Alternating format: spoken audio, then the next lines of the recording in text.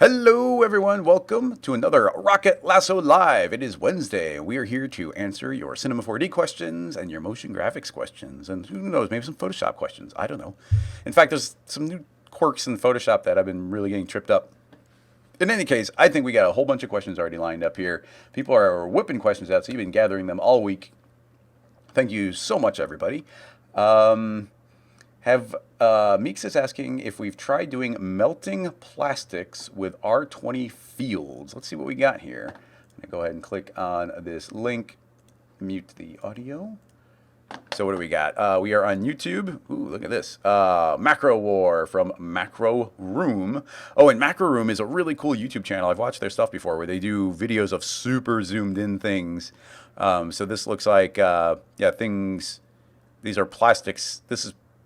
I think Macro Room is all real. So this is real footage of these objects melting, probably due to a heat gun or a heat lamp, or they're inside of an oven or a toaster, so you can see that they're burning.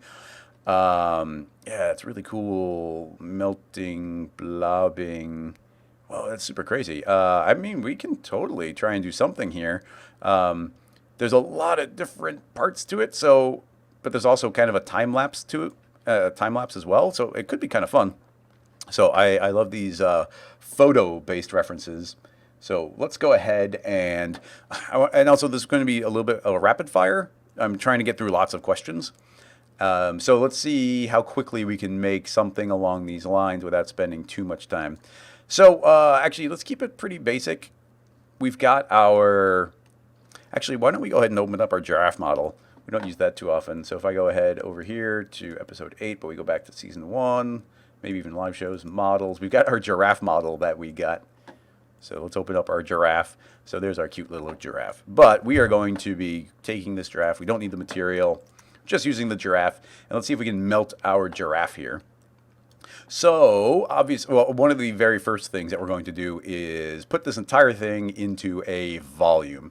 We might do a slightly low resolution volume because we need to run pretty quick. But in any case, let's go ahead and build ourselves a volume builder and throw in our giraffe. And boom, he gets all pixelated. These are little two-dimensional cards representing our overall resolution. I'm going to drop it down to 10. Now you can see we've got a decent amount of information for our giraffe. Let's go ahead and build a mesher so we can see what this geometry actually looks like. You see we got our giraffe. He's looking kind of lumpy. I think we go a little bit higher here. Let's jump it up to 5, which doubles the resolution. We could go up to 2. And actually, you see the way this is behaving? It's not behaving the way I expected it to. So what that tells me is this giraffe has a hole in it. There's a hole in here. This is not a watertight giraffe. So the first thing to do is select any polygon and get UW, and we can right away see that these eyeballs are not actually a closed hole, and it's actually the same with this ear. This ear is not a closed volume either. There could be other places as well. The feet seem fine. The butt seems fine. So it seems like the ears, the eyes, probably the mouth, but not necessarily. Let's find out. I'm going to grab a couple selections here. It seems like actually, strangely, of all things they left disconnected, the mouth is indeed still connected. A little bit odd, but let's go ahead and do some quick cleanup here. And I don't want to lose the eyeball, so let's select the eyeballs. I'm going to hit UW, UP, which splits those out to a separate object. And we don't need to see those right now. And actually, no, the eyes are sealed. So that part is fine, but it does seem like the ears have a hole traveling right through it. So let's see. Did they actually model the inside and outside of the ear? I hope so. Let's see if we can go inside here carefully. I'm going to select a particular polygon. Let's rotate around that one. I guess selecting it doesn't really change anything. There's one of the eyes. There's one of the ears here. And yeah, they did model the inside and outside, so I just hit MD, which is just closed polygon hole. There we go. We close that hole. And then we should be able to just go to this outside of this ear and also close the polygon hole. And now these two should both be volumes. So with any luck, we're not going to get this kind of skin effect. Yeah, okay, so right away, do you see how we're getting a lot more definition? The way we could tell that that was happening, in fact, let me talk through that because it's kind of important. If there's a hole in our model, it does not hold water, so it can't fill it up as a volume. If it's not filling up as a volume, it's just treating it like it's a skin.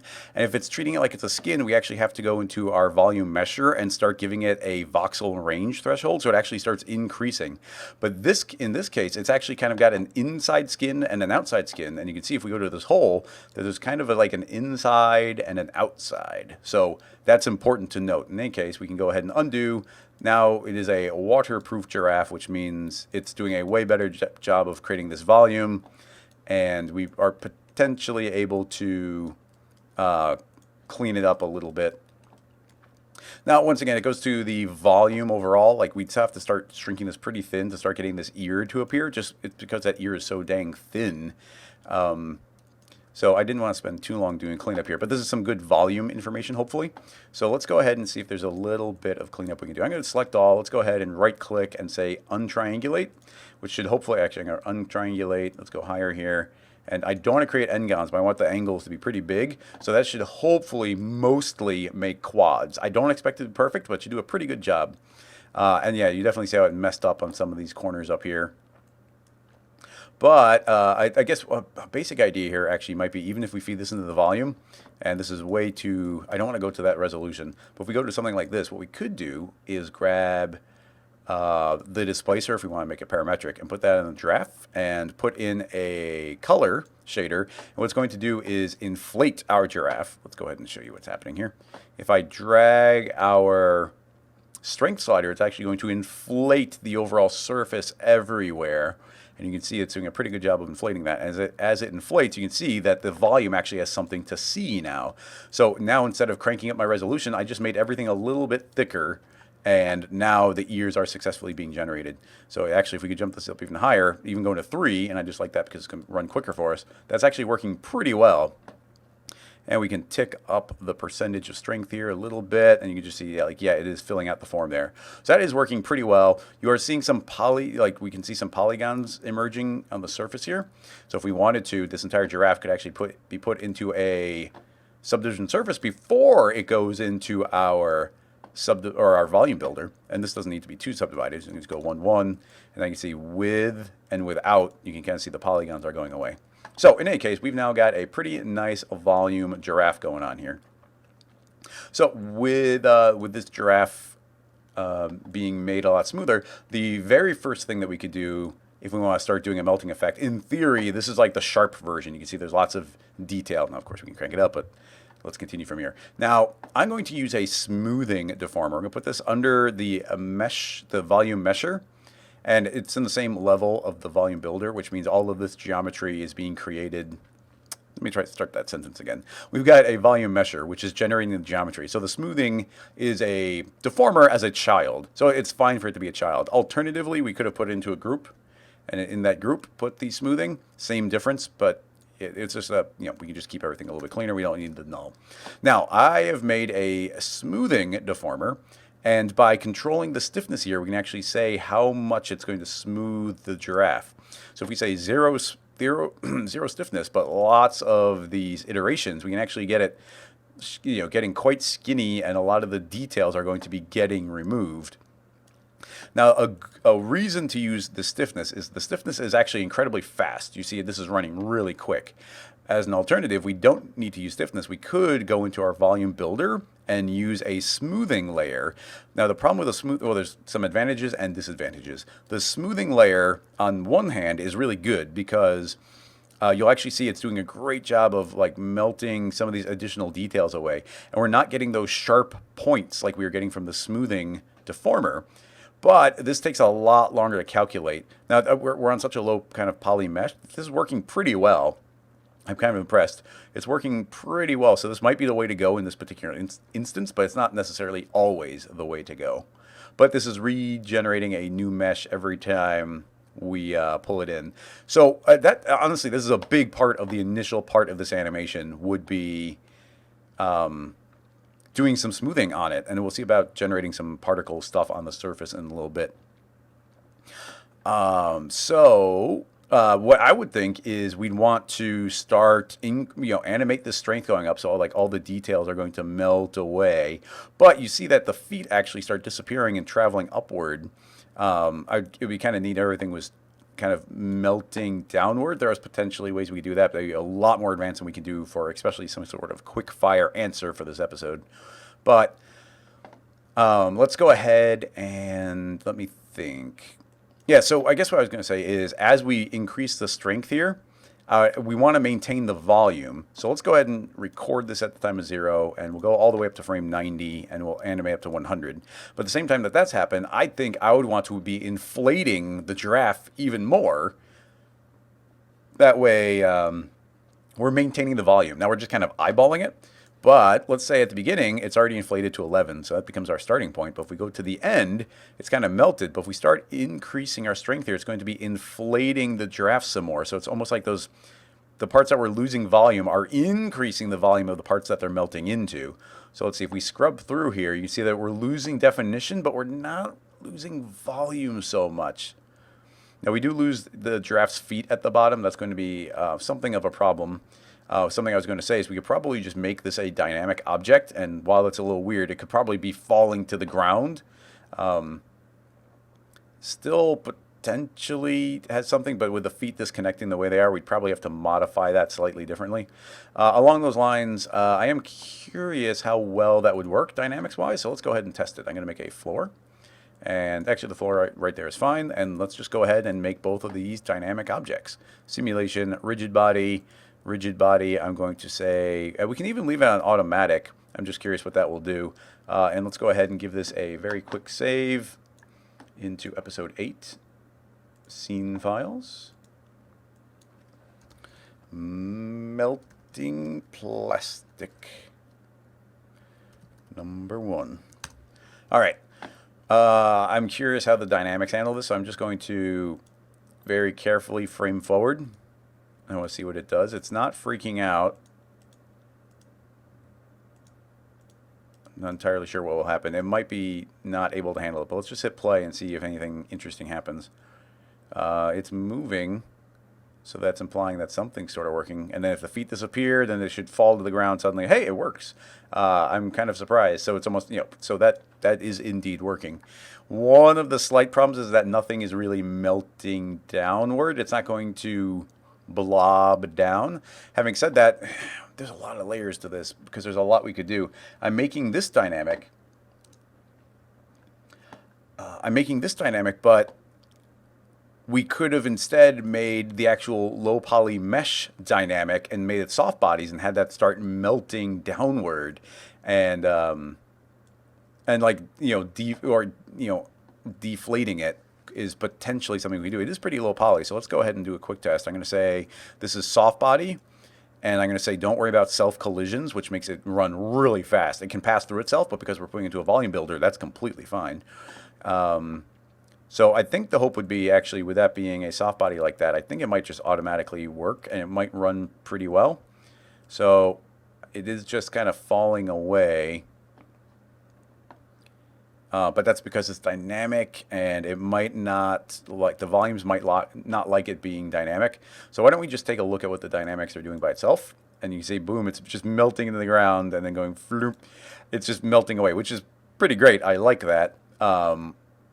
So there's ways we might be able to combat that. Unfortunately, well, we do have stiffness, and we could put a vertex map in there. So if we were to make this a stiffness of 10, then it pretty much shouldn't fall. It should, well, okay, it is still falling. I guess that's just too weak down there for stiffness to really care that much. You can see now it sort of did, but it's very front heavy, so it's still falling over. Let's go to our follow rotation. I'm going to give it a little bit of follow rotation, so hopefully it doesn't fall over. Okay, now it's just standing on its front legs, which is hilarious. In any case, I don't want to worry about that part too much. I mean, potentially we could keep on cranking the stiffness up more and more.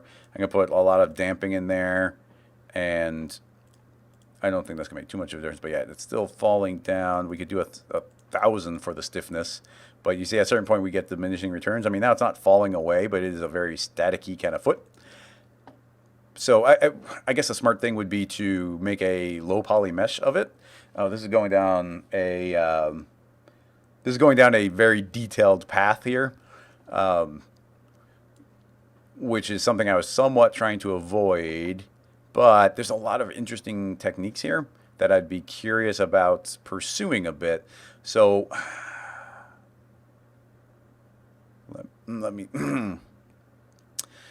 like one thought would be if we were to copy this mesh and go ahead and do our subdivision on it, and if we go and we make this a very low poly mesh, and we could probably inflate it a decent amount.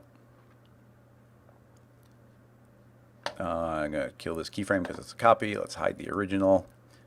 If we inflate this some more, and then, this is going to be weird, but if we make a cube and get T for scale and scale it here, if we kind of fill in the legs here, we can put a big volume down there, something it can maintain. And T for scale, I'm going to scale it not on Y, so we can scale this in, get the legs captured, grab the top, scale it in there, grow my selection, invert my selection, shrink this in. So you see we're just kind of capturing some of the volume around the rest of this giraffe.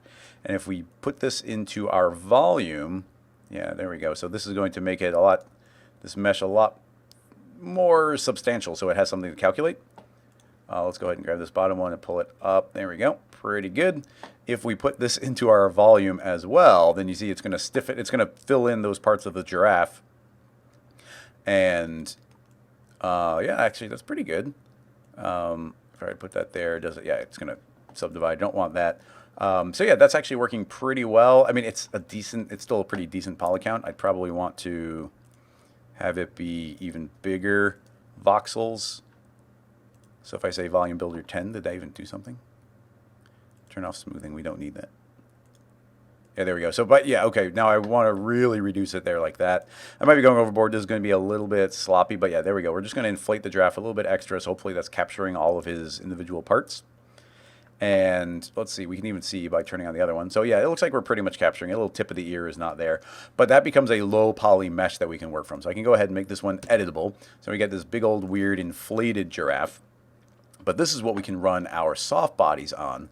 So let's hide our original. And now we had all those stiffness problems. But now when we hit play, my hope is, yeah, you see that we don't have those same stiffness problems. So that's working pretty well. It does want to tip forward. It could just be the design of this model is like very front heavy. Actually, I'm not even sure if this would work, but I would be curious if we can shift our center of mass further back. So we've got, what's our orientation here? Also, let's check our scale. Well, that scale's pretty good. But we want to go Z plus on our center of mass. So we got X, Y, Z. So I'm going to go 50 units backward and put our center of mass back there. I'm just curious if that has any effect. That didn't seem to. I'm going to go pretty extreme on it and see if that does anything. This might not have any effect on soft bodies. And sadly, it does indeed seem like it does not have any effect on soft bodies. So yeah, no center of mass, too bad. No follow rotation. Hopefully it doesn't fall forward. Oh man, I'm not even sure what to do about it wanting to tip forward, except for bending the giraffe's neck backward, which is an option. I guess for simplicity's sake, yeah, that would probably be the best thing to do. Otherwise, we got to worry about the dynamics. It's just too front heavy right now. So if we were to just take this bend, put it right there, I'm going to say maintain the length. Let's go ahead and give it some strength. Make it a child. And now we can have our giraffe tilt backward with 90 degrees. And now we can have him go bump, bump, bump, bump, bump. But anyway, we've got our giraffe and he's tilting his head backward. Let's go ahead and pull it down. There we go. Should be a little less front heavy.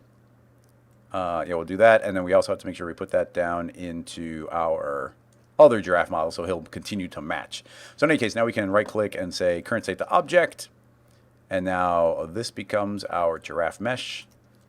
And now that has a soft bodies, and now it should not be nearly as front heavy. It still is significantly, but you know what? We're going with it. We're just going to stick with that. So now we've got that. Now we could run soft bodies and start melting it down in various areas. So let me think. I mean, we could just start decreasing the stiffness. Honestly, at a certain point, I think stiffnesses start having diminishing returns. So yeah, we could start animating that up. It just keeps falling forward. Stop falling forward, giraffe. Follow rotation, 15. I guess that's okay. So the idea here would be we can start decreasing our stiffness, and we're going to slowly start getting that melting effect. So let's go ahead and keyframe our stiffness. Let's just say at 0, it's 10. And at the end, it will be, I don't know, let's just go to 0. And let's see what we get here. So now it can slowly start losing stiffness. And as it loses stiffness, which isn't having, okay, it's slowly going down. But I think some of this goes to our shear and flexion. So yeah, it's not going to melt that way. It is slowly going into a puddle, which is pretty great. Yeah, as the stiffness goes down, it's going down, which is pretty great. I do like it. Let's go and make that be a little quicker so that it gets to that point faster. So that's going to be melting down. I am going to want to give it a little bit of pressure so that these bottom parts don't completely deflate. But we can see that it's going to melt down. We get to this point, it's going to continue to melt down. So overall, pretty good melting right there. I'm pretty happy with that. We do have our volume on, but I think we need a little bit of pressure. And as soon as I turn on some pressure, it's going to suddenly inflate the entire thing. Yeah, a little bit of inflating. We don't need much. I just want a lot of volume conservation. And the idea would be once we lose our stiffness that it can fold over, but it always has to be a little bit inflated. So you can see as these, it still pinches pretty tight. I think our volume could get around. This is hilarious. So yeah, it's just, I don't know, it's pretty good. You know what? I'm going to continue from this point because that's hilarious. So yeah, there's a lot of things we can do. We could animate vertex maps so that different vertex maps are different stiffnesses and whatnot. I'm pretty okay with what it's doing right there. So now we take a mesh deformer, and we're going to put this mesh deformer inside of our other giraffe mesh. It's actually going to be the very first thing that calculates. I guess I'll put the eyeballs in there as well.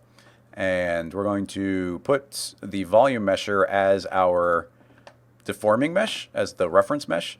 And I'm going to tell it that the external surface should be calculated based on the surface area, very important to set. And I can just say initialize. Now you see our big volume mesh is going to just kind of disappear. And now we can hide the visibility of all of these. And,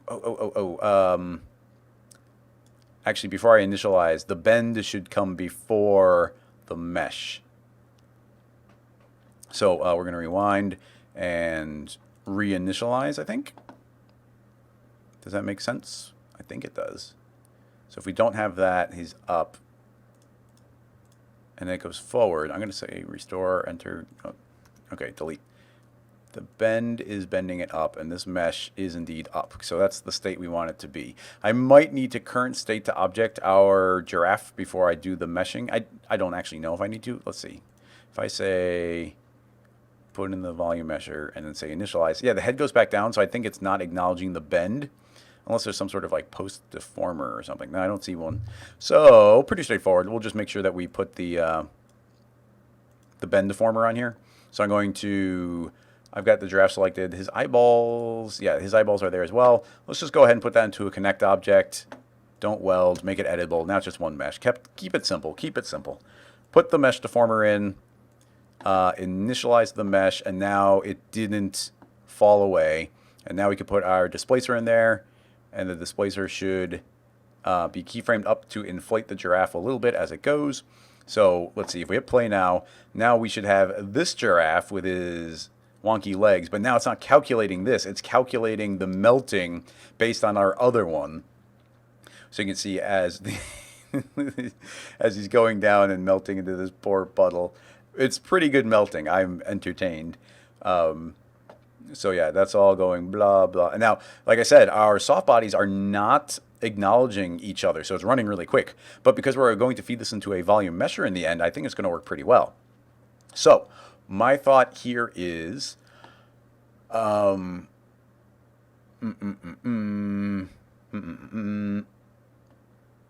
if we, well, honestly, we can put the subdivision surface on, and I think that should continue to work. Yep. And then we can put into the volume builder, and it's just a deformer, so that should work. And then we can mesh that. So this also now has the smoothing on top and the keyframed bulging out of the giraffe. So if we go and change this, we should have our kind of overall giraffe mesh. But now, as these parts melt, they should just blob into each other. And when the head tilts over, it should blob into the rest of the body. So this is melting. Of course, everything is slower running all of the volume stuff, but it's dynamic. It's falling down. It's getting very blobby. Those are hitting the ground. It is turning into this big melty mess. Let's give ourselves a couple extra frames. And now the good part here is the head should be able to just start melting back into the surface. This is exactly what we were going for. Blur. So, okay, now we just end up with a melted puddle of giraffe. A couple additional things we could do. But let's go ahead and leave that there. I'm going to go ahead and save this as the next file. Now, the actual, in the reference, a very important variable, we've got the melting going really well. And by the way, we could push that way further. We could push the melting beyond that. But we want to start looking at some of this. Yeah, so we've got that melting part going. But we want to start worrying about some of the bubbling here, some of the little crackling on the surface. And that is going to be potentially a challenging part. What I actually think I'm going to do is let's make a test mesh and go into a new file and start testing. So this is about the size of the body of the giraffe. In fact, why don't we make it more the size of the head? So that's kind of the scale we're working at. So we'll keep that in mind. I can copy that and then open up a new file, paste it, Shift C, PSR to reset the PSR. We're at 000. And here is our sphere. Let's also go back to our file and grab our entire volume mesher and paste it in here because I want to steal. Oops, keep the sphere. I want to steal our volume builder because that's the same resolution that our giraffe is running at. So you can see the kind of geometry that we're working with. This is what it looks like. So the first version of this I want to try is probably just a matrix object. Taking a matrix object and cloning onto an object, and the object will be the volume mesher itself. And we are on surface, so we can have a count of these, and that's working fine. Now we can change the random seed and these will start moving around, or that would be a viable thing to have happen. But that's not going to quite move the way I think we want it to. So there's a couple things we might need to test. But the thing I'm curious about is, can we now feed this matrix object, which is viewing the volume mesher as the place we're supposed to clone, can we now feed that in as a source for the volume as well? And after hiding it, it does indeed seem like we can. So now in the volume mesher, I could say that this should be subtracting those. Our mesh is not detailed enough to, oh, that's interesting. As I move my mouse around, you see we're getting all this kind of jitter. And that's because the volume mesher is saying, look at the mesh. But then the mesh is saying, like, update because of the matrix. And the matrix is saying, well, the mesh changed, I have to change my position. So it's jumping around every refresh. So if we were to hit play here, I think it will work, but it's going to be completely staticky. So it's interesting, but definitely a limitation. So I think we need the matrix object to not look at the volume mesh. We need it to look at our original mesh or something outside of it. So if I said sphere, it should actually be stable. You see how it's not going staticky all over the place. Now, it doesn't have to be completely stable. If we were to make a displace deformer and put it in there and put a noise in, I think they'll stick. I'm not sure. So yeah, we could do this and you could see how they're still sticking pretty well on the surface. And actually this little bit of bubbling, roiling look is actually working pretty well. So we've got our matrix object. So we do have the ability to start like changing the seed here. But honestly, I'm a little stumped as to the way I actually want to do this, because while that's working, this is working well. And keep in mind, here's what's actually happening. This is working well. But I want them kind of popping into existence and out of existence, like a constant generation of particles. I was trying to do this without plugins, but the only thing I can think that would work pretty well here would be X particles. Like we need something that can spawn and then despawn given a little bit of time. And I mean, we could use thinking particles, but we're not going to do that. So as much as I was trying to sort of avoid it, well, you can see how we did it with the matrix here. But let's go ahead and do the test now with X particles. I like this displacement. We might even keep it, but I'm going to make it a little bit weaker so our surface can be kind of roiling a little bit. But the idea now is make a X particle emitter, and we're going to tell the shape to be an object, and the object, I think we're going to have to, once again, put it on the sphere. I'm going to tell it to be stuck to the source object. So now the particles get stuck there. And if we say emission, I don't want it to have the full lifetime, so we'll let each of them live like 10 frames. Let's see what happens. So now you can see, I think as one particle dies, it will spawn another. I'm not entirely sure, so let's go and give ourselves a ton of frames. And let's go ahead and make it so you guys can see these particles a little bit better. Let's go ahead and set it from dots to, let's make circles. Actually, let's do filled in circles. So we can see these appearing and disappearing. It seems to maintain kind of a constant number. Yeah, it seems to be working pretty well. They seem to be, yeah, right now it's, they're cloning on polygon center. I'm going to tell it to clone onto the polygon area so they can appear anywhere. There we go. Now we're kind of getting this broiling effect. And now that we get this broiling effect, we could probably clone, we could probably feed this directly into the volume builder if we set it correctly. I don't think it'll accept this by default. That won't do anything putting an emitter in like that. But if we tell this emitter that it has, in its editing, it is editable. Is it not editable? Oh yeah, points, editable. So I think now it's actually outputting points. I think that's accurate. So it's outputting points, which means when we go into the volume builder and we put this up here, I'm going to say use mesh points. There we go. There we go. So now you can see the particles are appearing and then disappearing over time. Now there's definitely some things there's some additional things we could do, like when we emit the particle, we're saying it's stuck to the surface. And I like that, but we could say don't stick to the surface, and then we could have the speed be something like -5. So as they're created, they're actually traveling inward to the surface. Actually, we can't go negative, which is interesting. So I'm going to say 3. Yeah, so you see how we're kind of getting this vibe of growth from it. But if we go to our object, can we okay, so we're particle direction normal. I'm going to say invert, so they should be facing inward. So now do you see how we feel like we're shrinking? There's this constant shrinking vibe, but then these little pops are kind of recreating it outward. That's kind of the effect I was going for. So those are getting added. Now that's actually a union. I guess more what we wanted was a subtract. So these are actually taking bytes out of it. We have a radius here, so I'm going to shrink that radius. And now if we go too small, our voxel size can't acknowledge it. So we might need to keep it back to its size of like 4, but we need fewer of these. So let's go back to our emission. We have a birth rate of about 1,000. Let's go ahead and drop it down to about 500, so about half the amount. There we go. Now we're feeling those pops a little bit better. Now, even having said that, like they're still a little bit outside they're just kind of appearing outside. So, or it's like suddenly there's a big hole in there. So it goes to things like if we were to, can we offset emission, variation, lifespan? I thought there was an offset somewhere. Oh yeah, offset origin.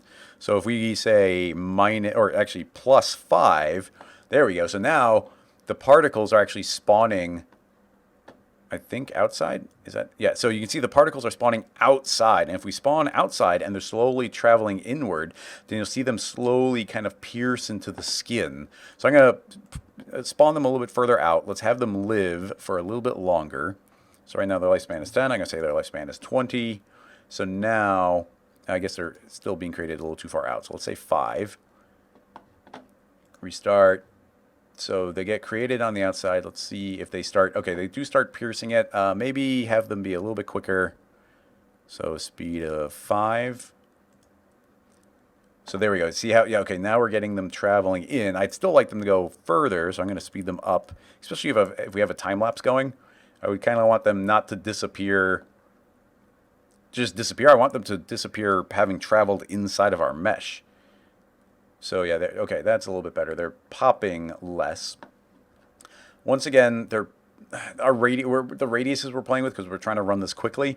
I would love to crank up this detail up to like 1, and now you can really feel what we're doing, how these are traveling inside. Because we're running it quick, because we want the mesh to be not terribly detailed, we're losing those details. And keep in mind, we could put our smoothing layer above it, so we can say, okay, you're smoothing. I'm going to stop keyframing the detail here, but we can smooth out a little bit. So now we still get that shrinking vibe, but we're losing that detail. So I hope you see the limitation of what we're trying to do. Let's see if we can apply this to our overall giraffe. And I'm not sure we can, but let's go ahead and give this file a save as well. Melting plastic, pop rig, save that one. Okay, so let's go ahead back to our melting plastic. I'm going to paste in our emitter. This emitter, I guess, should be referencing this connected giraffe mesh. So we put that there. And I'm going to turn off our volumes for a second, and let's see if we are seeing the emission. Let's make it visible. There we go. So, okay, here's another problem. If we don't stick the particles to our mesh, then they're going to not stay with it. So we'd have to say stick particles to the mesh. And now they'll travel with it, but now they're not traveling inward. There might be ways around it, but we're not going to spend any more time on that part. Conceptually, you saw what we were doing. It's possible that we have each of these particles actually be generating some sort of geometry, and that geometry is animated to slowly travel inward. So we could potentially have the effect work overall. But let's go ahead and turn on our volume builder and mesher. In the volume builder, let's go ahead and feed in our particles. And the particles, I'm going to say, use the mesh points. And now looks like he's diseased. So we're going to tell that to subtract, and now it should be taking those bytes out. And let's see, if we just go ahead and hit play here, he's going to have these little pop marks that are there, and then, I mean, the effect, it's more like he's getting shot at. It's because we're losing the roiling, because we're sticking it to the surface instead of letting it travel through. We're losing that effect. I mean, they are there, and then they slowly are fading away, which is cool. It's not quite the overall effect, so we need to take a lot more time and combine those two effects on top of each other. I also probably want to have various ones with different amounts of strength or some smoothing on top of it. It is cool how we are kind of getting this additional detail that's traveling along with the mesh. So if we textured this, it wouldn't work, but because we're actually putting geometry on it, it is actually stuck onto the surface. But we're definitely not getting the roiling effect that we had wanted. I mean, potentially we could turn off stick particle and then have these only live for a second and then have them travel a lot quicker. So we can have these travel, I'm not sure what this will do, but and we might just see it for like a split moment. Yeah, I mean, I guess it's kind of, it feels more like we are passing through it because it's not inheriting the motion of the object. We could say motion inheritance, but I don't know if that would work. Oh, it does. Okay, that's working pretty well. So it's taking out at least the motion when it's created, so that's okay. And that's still being emitted in. So, that's sort of working. It's working better than I thought it would. And of course, what we would end up doing is making a lot more particles here, like at least 10 times as many.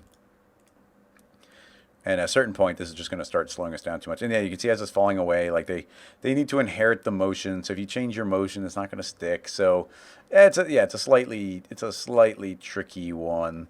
I would love to get that boiling effect working a little bit better. Having said all of that, we could also put a second displacer in here into the base mesh of the giraffe, which actually I'd probably want to be after the subdivision surface. And if we were on this one, this copy, to make a noise and make the noise, I don't know, smaller and give it some animation speed, then we could probably get this motion working okay. It would, and then hopefully it's kind of sticking to the original geometry of the giraffe, and then it gets deformed after the fact. I'm not sure which is calculating first, so let's see if it feels like it's passing through. Let's go ahead and turn off the emitter. My only question here is this noise, in fact, I'm going to turn off the noise. Are we passing through the noise? Why? I turned off the emitter and yet it's still acknowledging those. A little strange, but I'm going to say no, turn off. It does seem to be passing through the noise, but that's inflating, that's deforming. I guess we want it to happen before the mesh deformer, but I'm not sure that the mesh deformer would allow that. Not only that, this would have to be subdivided. The order of operations is wrong, where it'd have to be subdivided a lot first, otherwise it can't displace it. Otherwise, it's going to pass right through the noise, which is the same problem we're having with our particles. And right now, yeah, even on this mesh, there's not enough geometry on that part of the giraffe for it to even acknowledge the subdivisions. We need it to be more subdivided for that to kind of count. And I mean, it's still going to pass through it, but we even along those lines, we'd have options. Like we could give it some animation speed, so we could have it traveling downward. So I think if we did that, we could probably get a general downward motion. This could probably feel like it's traveling downward, kind of a little melty effect. It's probably going way too fast. And of course, the giraffe's passing through it, so it's probably all a moot point anyway. Come on, melty giraffe. Yeah, I mean, obviously we could keep going and going and going. But I want to go and get to some more questions, so we will wrap this one up right here. And we are going to rapid fire our way through a bunch of other questions, because we spent more time on that one than I wanted to. But there's a lot of really fun, unrelated techniques. Hopefully you saw that there's like a lot of fun, different details in there, and not just mutilating this poor giraffe as he sadly melts away. Let's just watch him melt one last time. Go ahead and put your questions back in the chat again, so I can make sure to be working from the new links and not the ones you guys are having conversations about.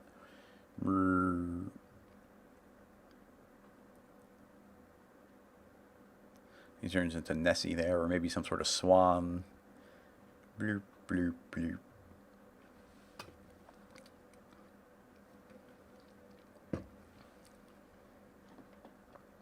Oh, it's like the Terminator. Blur. That's cool, and it would be, maybe I'll keep this in mind for a proper tutorial at some point, getting that sort of melting plastic effect, because it's pretty cool. But that's as far as we can go right now. You know what's funny and sad is I actually had the same melting effect happen on one of my 3D prints one time, because I was using acetone to smooth and melt the plastic, and I went too far and it started boiling the plastic. Yeah,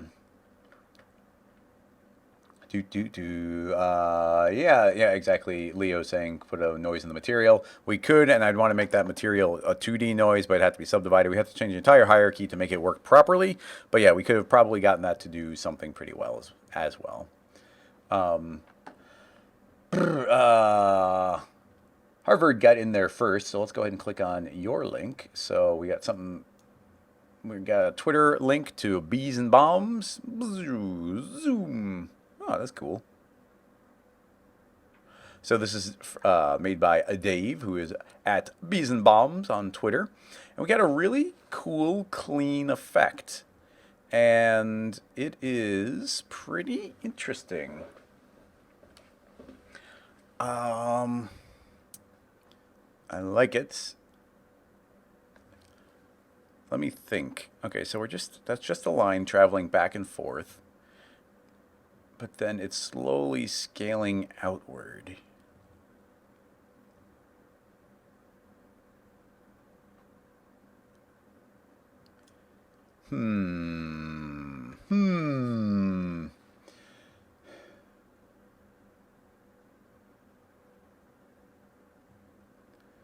It could be a particle emitter that's twirling around.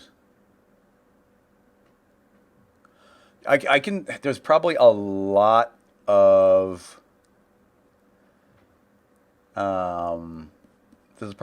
different techniques here.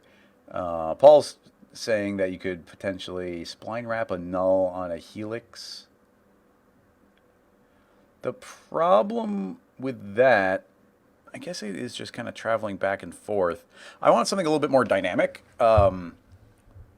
So I have a pretty straightforward idea here that I think will work pretty well.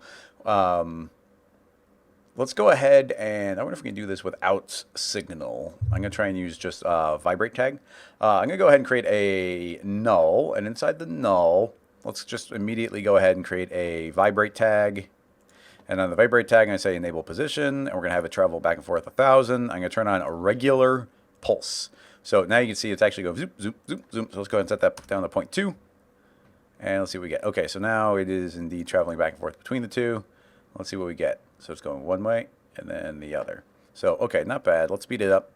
It seems a little... Okay, that's just when it resets. So, okay, I think that's actually working pretty well. Let's have it travel 200 back and forth.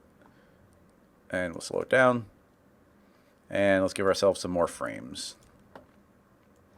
So now we've got something traveling back and forth. My thought is if we go and create an emitter, actually, strangely enough, if we create a emitter, what am I doing? Simulate particles, emitter, regular old emitter. I'm going to tell it to emit a single particle, and I'm going to tell it to emit particles forever. Add a couple zeros there. Pew, pew. Actually, I think if we're 30 frames a second, I want to put 30. So I want one particle a frame, and I'm going to set the radius down to 0, 0. And now we should have a steady stream of particles. With any luck, it's even. Although I gotta say it doesn't look like it's even. Are we 30 frames? Yeah, we are 30 frames. So I would think 30 would be exactly 30. But that's fine. I'm going to give them a lifetime of 200 frames and a speed. I guess I can have a speed. And give them a speed of 50. So now what we do is we put this inside of the null and we zero it out. We have to pause it, otherwise we can't type down here. And we pause it, and now what we do is we keyframe it. So I'm going to keyframe the emitter at the coordinate. I'm not sure which one, so let's spin that. It's P. So let's go ahead and record on P, and I'm going to fast forward to the end.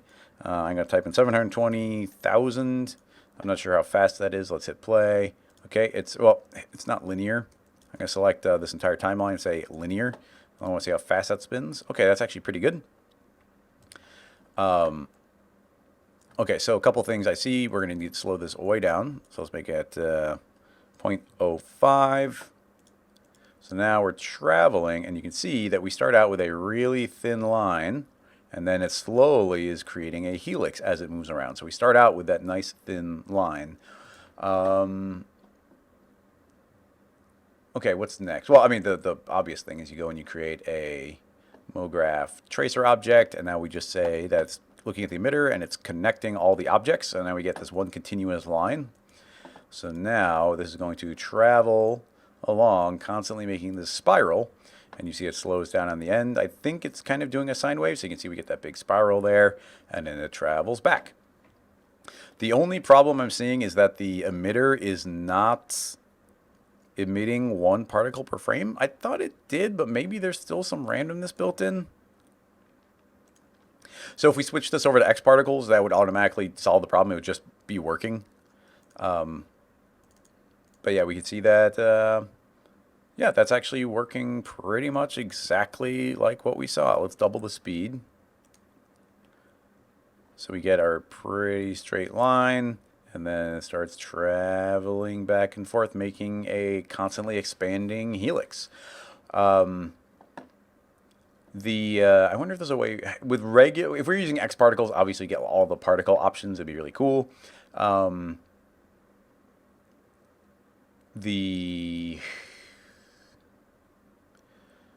was hoping that there'd be some way of pushing them all away, but the attractor is constantly, the attractor wouldn't be in every direction. Essentially, like what I want is an inverse friction, something where I could do a friction and then do a fall off, and as they get further away, they speed up. I don't think there's any such thing as a negative friction. That'd be funny if I could go negative. Well, you can't type. Oh my goodness. Can you do negative friction? Does that accelerate as time goes on? I think it does. There's such a thing as negative friction, everybody. I had no idea. Okay, so what that means is we could emit these very slowly. They do need some speed, but not too much. Oh yeah, and I think friction can behave really oddly with fall off. But if we create a cylindrical fall off, set that to Z plus and give it a full fall off, make this thing really long, and now we can just control our radius. So now as it goes further out, it actually gets faster. So we can get a nice long straight line before, and keep in mind, the first couple frames we got to refresh it, otherwise it won't move. But it's going to go faster as it travels outward. And so we can get that longer straight line for the initial part. And now we just need to calibrate our strength. So it starts growing faster as it starts traveling outward, or maybe our radius is a little too big. So yeah, now you get your nice straight line. I'm going to double the speed to 10. Nice straight line. And now as it's traveling out, and you can see that we're gaining speed as it goes out. So as it gets to the end of its life, we're getting more of the helix shape. So that's pretty much working perfectly. Once again, the exception being the generic emitter is spitting out 30 frames a second, but it's not doing it evenly. So that's working shockingly well. Let me think. I guess based on the acceleration it's doing, we'd want the ping-ponging back and forth to be a little slower. So let's set our frequency down to 0.5. And now it can be traveling slower, but has more time to accelerate.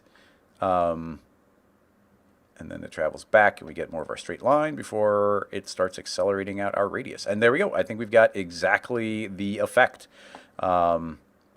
It's pretty cool. And right now we are using this Vibrate tag. Let's go and give this a quick save. Using the Vibrate tag is a fine way of setting up this very simple looping animation. Enlarging spiral.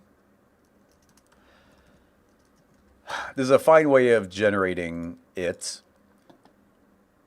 But way better, of course, would be signal here, because we get a lot of control over the way this is moving from side to side, or having it randomly move. But yeah, that's all working very, very well. I am quite pleased with it. And then, of course, rendering wise, I guess we'll just spend a moment. We could, of course, go and create two different main ways. One would be hair, and the other would be sketch and tune. I guess sketch and tune on this particular instance might be better. Although when it makes the 180 switch, it could get confused. But let's go ahead and create a sketch material, and we will apply it to our tracer. And right away, when we hit render, we should be black on white. And we can pop open our line, and now we have all the options of what we want. So first of all, I'd give it a bunch of thickness. Let's give it a thickness of 10. See what that looks like. Yeah, do you see how we're getting these little, I don't know if these are happening because of the wobbles in the tracer. I'm actually inclined to, what would happen if we drop it to 1515? It's going to be less resolution. But now there's less points to worry about, so it should look smoother initially. And if we tell the tracer to be a B-spline, then it's going to, and then let's give it some intermediate points. It should really smooth out the way it looks overall. So yeah, it's kind of weird, but I feel like at this point, the fewer particles we emit, the cleaner the effect will be. I guess it's going to be, yeah, it's going to be a little jerky there because it's only emitting so many. But now we're going to get a smoother spline because it's emitting them more evenly. And it's giving us kind of a fun stop motion vibe. It's emitting them more evenly and then smoothing them out after the fact. And B-spline is like the smoothest of all the splines. So anyway, now we can see that we actually, indeed, because it's so smooth, you see we're not getting that jerkiness inside the line. So now we have all the options to go to our opacity, and we can say a long stroke. And now it should get more transparent as it fades. It's backwards. In fact, we should probably grab our tracer and just tell it to reverse so that is the opposite. And you see it fades back. Now you see what this one point where, I wonder if we can fix this real quick. You see where it's overlapping right there? So we get like a double opacity. I wonder if we can fix that. If we say rendering, when it self-blends, I don't want to say normal. Let's try average. There we go. That was easy. Under self-blend, it's like what happens when it's running over itself, and it was just adding them, seeing both of them all the way. But by averaging it out, it's averaged out those two effects, and now it's kind of blended them together. We'd also potentially say like darken, or no, darken won't work. Lighten probably won't work. Well, in any case, average did work, so I'll take it. I'd also want to turn off clip strokes to screen in general, because if this accidentally went off the edge of the screen, it would just chop off the spline. I'd want it to continue off the line. But now we got this nice little swirl. You can, of course, adjust your thickness. We could double the thickness here, and then a long stroke, and then change this to, or right now it's linear along the stroke, so now it's going to get skinny as it gets to the tip of the tail. But we could, of course, change this to be spline based, and now we could, yeah, they're already soft, so we could go and curve these so that it's not going to go down to 0 on the end, or maybe it's supposed to get thicker on the end, and the beginning's a little skinnier. So I get that sharp line there, and it gets a little big over there. And there's so many fun things, like we can go to opacity, and we can say from line, and from line is going to actually make it fade off on one side, and it's a pretty cool effect. But you can push it further by grabbing this, pulling it into the middle, and dragging another line, and we can even those out. And what we're doing is we're making the edges fuzzy. So you see we've actually got this soft line traveling from one side to the other. They're not lightening, or they're not averaging as well on top of each other. It might have to do with once again, the blending or the clipping. There might be a better overlay. Overlay, in fact, works okay. It might not be any different. Yeah, actually it is different. Screen, darken, difference, negative, exclusive. And yeah, I just have to go and start checking all of them. One of these could be better than the others. But in any case, in this case, overlay looked okay. So we can leave that there, and then we draw that line. So now we get this nice sketch and tune line going and traveling along. And you know, there's so much fun you can have. We can go and turn on clone, and now there should be, we can add in some extra variation and offset. I'm not even sure if you can clone in here. Yeah, you can. There you go. Yeah, you get a bunch of different clones. You can put variation of thickness and variation on everything. Hue, saturation, get some value, more off, get some overshoots, tiny bit of scale and rotation. But yeah, you can start cloning a bunch of lines. So yeah, you can start getting some craziness that way. Line offset's a little big. Start making them a little bit more, make the opacity lower so that as they start layering up, you get more interesting things. I don't know. It gets crazy. It's really fun to combine these different things. It never ends the ways you can combine this. But yeah, I think that is pretty much that effect. So let's go ahead and give that another save and jump on to the next question. Thanks for that one. It's fun. Ben, let's see. This 3D artist, look at his pictures. They're wonderful, but the hashtags don't reveal the process. Is it 3D or not? A glass texture on a textile object, maybe. Let's see what we got.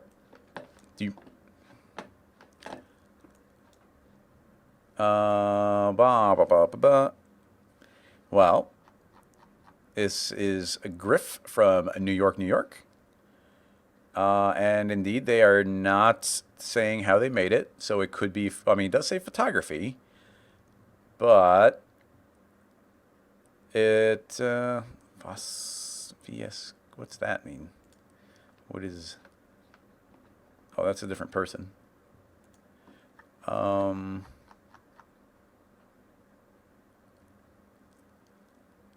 Yeah,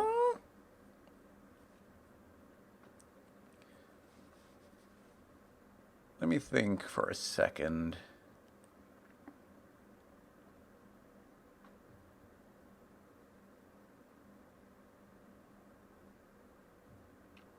Honestly, I'm getting nothing. Does anybody have... Oh, he has some things that are definitely renders. Let's check out some of his other work. Why is that? What is that, a story? I don't want a story. I just want to see his Instagram. Let's see. Okay, so we got some neon. We got, oh, that's super cool. Look at that. I don't even know where to begin with that. Refraction, color, liquid. Man, that's cool. Yeah, look at all of these crazy surfaces.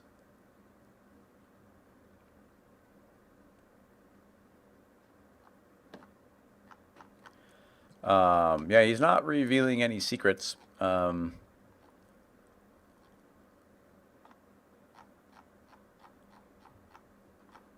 Some of them, like, there's such a great, like on this one, there's such a great depth on it. I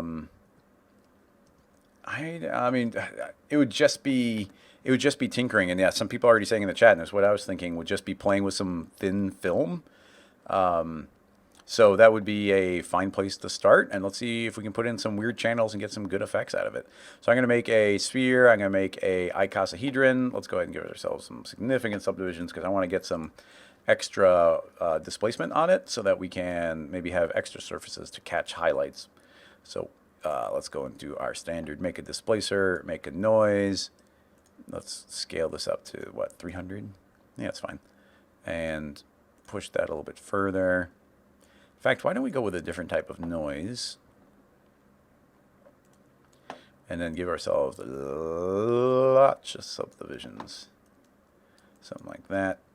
Noise is a little small. There we go, something like that. And let's go ahead and give ourselves 500 levels of segment. So this thing is pretty heavily subdivided.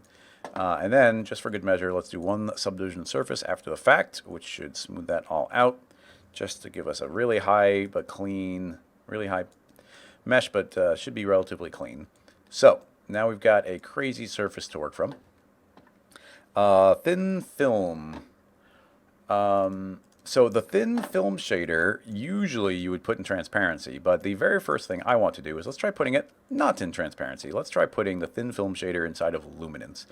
By the way, we are using just the generic cinema materials, not the new node-based stuff. There might be other cool things there. So by putting the thin film here, we can go ahead and apply it and hitting render.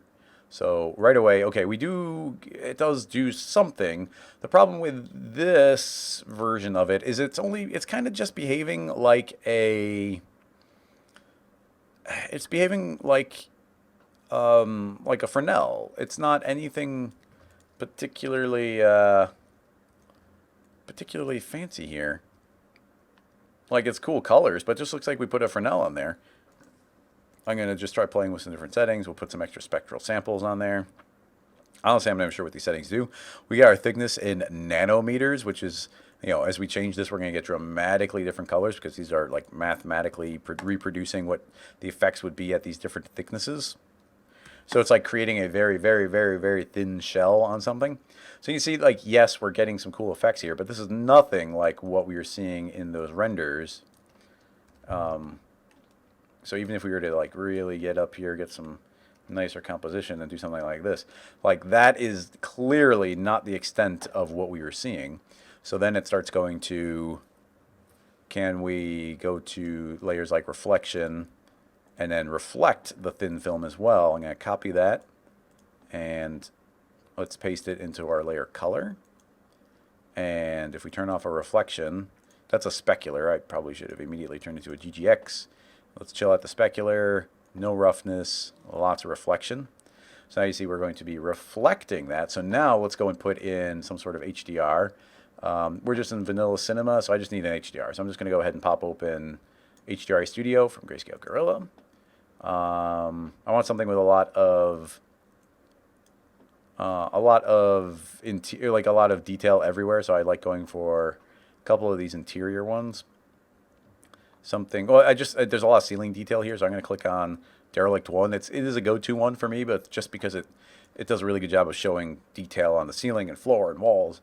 But in any case, now we're just got the reflection going. So now we got a little bit more something that we might, maybe there is something here. I feel inclined to increase our subdivisions by another layer just to smooth that out more. And yeah, now they all get smoother, and now we're starting to get something a little bit interesting. So if you were to combine that with our luminance channel, Now, yeah, okay, now we're getting something. There's a little bit of something going on here. I'm going to tell the HDRI to not be in the background or the floor. So it's just in the black environment. And then, honestly, I'm thinking maybe if we go to the metals, we get some of these metallic looking ones, the colors entirely being introduced via the reflection shader. And yeah, now we're getting an interesting layer of depth going. I wanted some darkness. They're better softer in this particular instance. Let's try that one. I mean, that's fine to tinker with. So now we've got, now we've got it in the luminance channel. We've got it in the reflection channel. We could also go into the transparency channel. If we go careful with this, if we put in a Fresnel, what do we want to do? 1.5 is fine.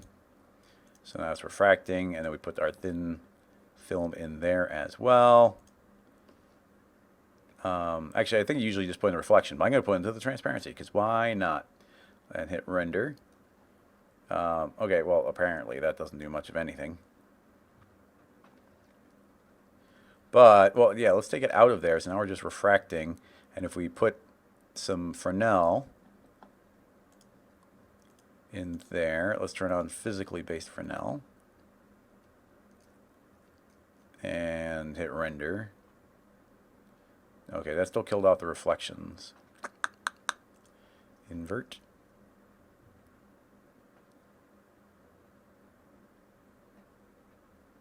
Starting to take a hit on those render times. But it's still just black, so man, transparency is just killing us there. But okay, so what the next point I was going to make is, what if we copy and pasted this layer a couple times and we put in some different thin films, so we could do like a different index of refraction and potentially change the thickness of it. And now we've got these two, and it's adding on top of the previous layer. So when we render that, is there, well, I guess it's just normal and add. It seems to be overriding it quite a bit, but yeah, now there's this spacey type thing. Let's see. I'm going to set that to normal just to see what it looks like by itself. How much is it overriding the previous layer? I guess it's not. It is thinner. But let's put a greater index refraction on there, 0.7. Yeah, I don't know. It's so abstract. Yeah, this is. It's interesting how this is just completely obliterating the layer underneath. I thought with the additive it wouldn't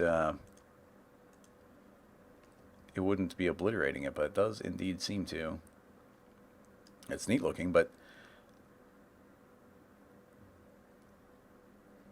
this HDR is not rocking my boat. Let's go back to that one just because there's a little bit more of a dynamic range in it. I thought it gave us more. Yeah, there's definitely more things there. Average, additive, metal. If we go easy on the reflection, I think it's just, yeah, this seems to just completely override the layer underneath it, which is interesting. I don't know. And then it even goes to like, okay, well, what if we zoom our camera way up and we start getting into like nested reflections, or we just get like really, like it's not doing much for me, to tell you the truth. I am not sure. If we go back and look at these, I don't feel like we're anywhere near what is happening. Well, I guess one of the details that they have going on is it's almost like it is a luminance. It is, it's almost like this is in the luminance channel, not that one, luminance channel, and then you have a separate reflection, and those two combined give it the idea of like, yeah, there's like this more of a depth to it, where it's like, oh, there's a base color, but then you're getting these reflections on top of it, and that part definitely gives us a little something more. Not much more. something.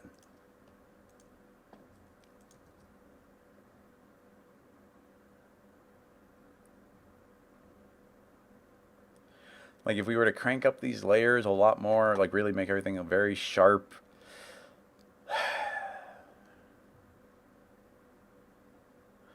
It's weird and cool, but we are in no way getting what I would want to. I mean, but even along those lines, like, would this be adding another GGX, and then it's just going to be set to no roughness, no specular, go to the Fresnel, make it dielectric, and now we get this like shiny layer on top of it. So is it just like, see how this is giving us like a definitive surface that we're viewing? So it kind of pops that part of the object out from what's going on underneath. And then we just have our thin film. We have a texture. I don't even that, like these textures. When's when you put a texture in here? I don't know. And that's the thin film. That's what that's returning. But you know, what if we put that into a filter and we tell the we tell the filter to crank up the saturation? So now our base layer is honestly not as crazy as I thought it would be. Let's do a hue shift, try and get some crazier colors introduced via, yeah, see that? So now we got this crazier luminance color, but I still feel like we'd want to be looping around more. We have our gradation curves. I wonder if that does something if we pull this in. Oops. If we do that, does it loop? No, I guess I didn't expect it to. Thin film. I can't think of a way of making the thin film loop itself more times, and if you change the number, it just kind of loses detail. Spectral sample, that's fine. Changing the index of refraction changes the colors, but that's not necessarily doing anything we want it to. I mean, yeah, we can introduce these cool colors, but it's still not going to do much here.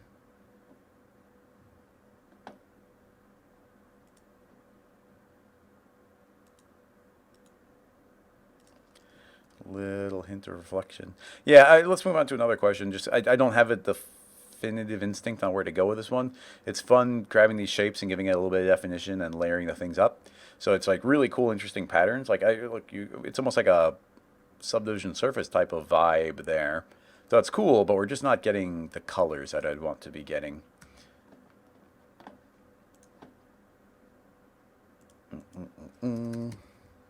Where'd our spiral go? Oh, I must have not put the number 2.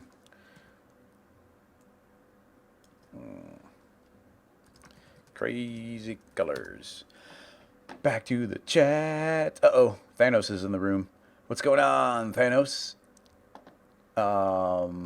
May I ask how we will get an effect like this? Soft bodies being pushed by ropes of some kind. Oh, interesting. Let's see what we've got. Whoa, look at this. This is Vincent Swink, Vincent Swink. Ooh, neat. CG, Redshift, Cinema 4D.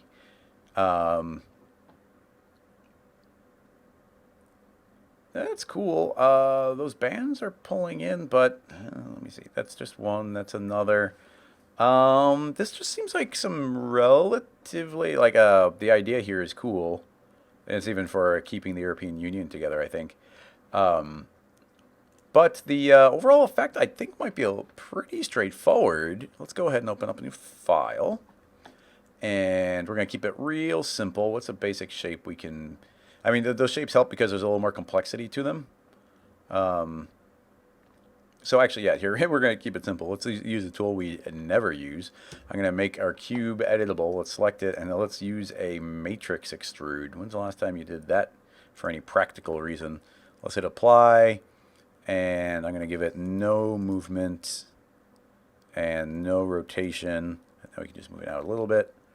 There we go. I like that. Let's go easy on the steps. And have it shrink to 65, 65, 65. Cool. I like it. That's our basic shape. So we will do that, and I'll make a cloner. And let's clone a couple of them. We'll go with a grid 2 by 3 by 2, and we will make them, I guess they would be soft bodies. If they're soft bodies, you know what we're going to do? We are going to use a rigid body on them, and then we're going to hit play. Yeah, this is a good idea. Let's go ahead and on our dynamics tag, we're going to put a bunch of follow position on there, and now they should go boom, explode, and go crazy. Whoa, whoa, whoa. Let's go easy on that rotation. Oh, wait. Let's also change them to be moving meshes. There we go. Okay. Apparently they're a little far apart. Okay. Sorry, I thought I could get these to blow, past each other really easily, and now it's being a pain. I mean, I know these strengths are really strong, but is that enough to push them? Yeah, they're super stuck together. Okay. Let's go ahead and do a bigger radius. There we go. That's fine. I'm going to record that, and then let's play forward about 20 frames, and then we'll shrink them back up again. So because they are constantly trying to get to their final position, that should pull them all in, and now we get this nice cluster. That's all I wanted to do. I'm going to give it a size increment of 5. There we go. And now hopefully I should be able to just make that editable. Dang it. That happens sometimes. We have to bake it in order to make it editable. So I'm going to say bake the object, and now we can hit play, go to the frame we like, and now I can make it editable. And now we can pull, now we've just got cubes. These final cubes are pulled out. So that's all we really want to do. So now we've got all these dynamics tags. What we want to do is turn these into soft bodies. So we're going to say they're made of polygons and lines. I'm going to tell them that they're not self-colliding. Honestly, that's pretty much it. Let's turn off gravity. Command D, dynamics, gravity, 0. And if we hit play, they shouldn't already be touching. Yeah, so they're going to be wiggling around, doing their thing. It looks like that one might have been intersecting, honestly. All right, you're intersecting, so you go away. How's the rest of them? Ooh, that one's intersecting badly, too. I'm kind of surprised we're getting so many intersections. Yeah, that one's intersecting. Why are they intersecting so much? Why? Look at this one. What are you doing? Why are you doing this to me? Fine, you can just go over there. If you're not going to play nice. None of these are playing nice. Why did the dynamics run so poorly?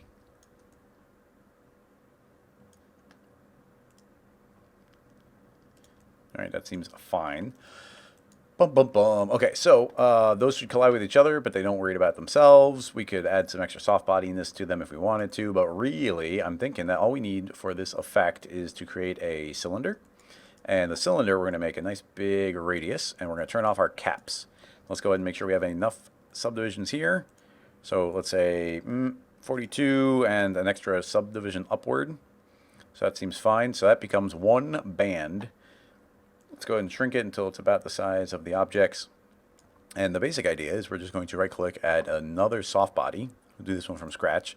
And then on the soft body, I'm going to keyframe it to be, our rest length is 100.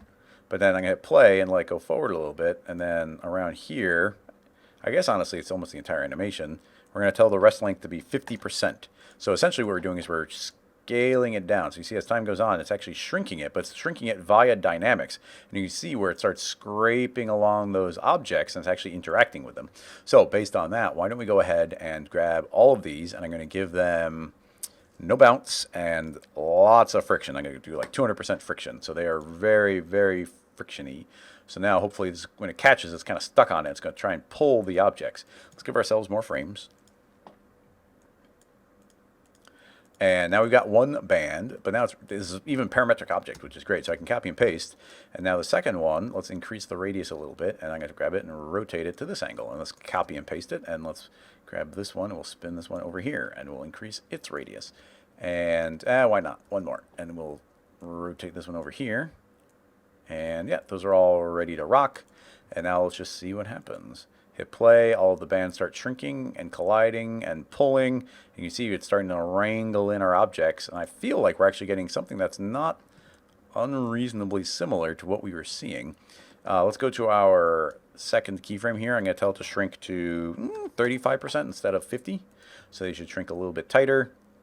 So it should be pulling it in, looking pretty good. The one's going to escape, but that almost is the way it looked in the other one. Look at these great ropes we're getting. It's actually doing a really great job of tangling these all up. If we were inclined, we could tell these to have a little bit of a margin. So let's go ahead and give them a collision margin of maybe 1. Is that what I want, or is it going to be margin shape here? Yeah, okay, that's what I wanted, the margin this time. I never know which one it is. It's like when it's a soft body, you want margin. When it's a rigid body, you want size increment. I'm not sure. But yeah, based on that, we could probably, can I do it as a group? That'd be neat. Make a null, put them in, and then we can put that inside of a cloth surface. Oh, it sort of seems to be working. Yeah, add a little thickness to that. Let's go ahead and make some, put a color on there. Let's make it a nice dark color. We'll make another one. Let's make it a nice bright orangey color. We'll even go and make a tan one. Let's go ahead and make some of these orange. And then we'll make the rest of them tan.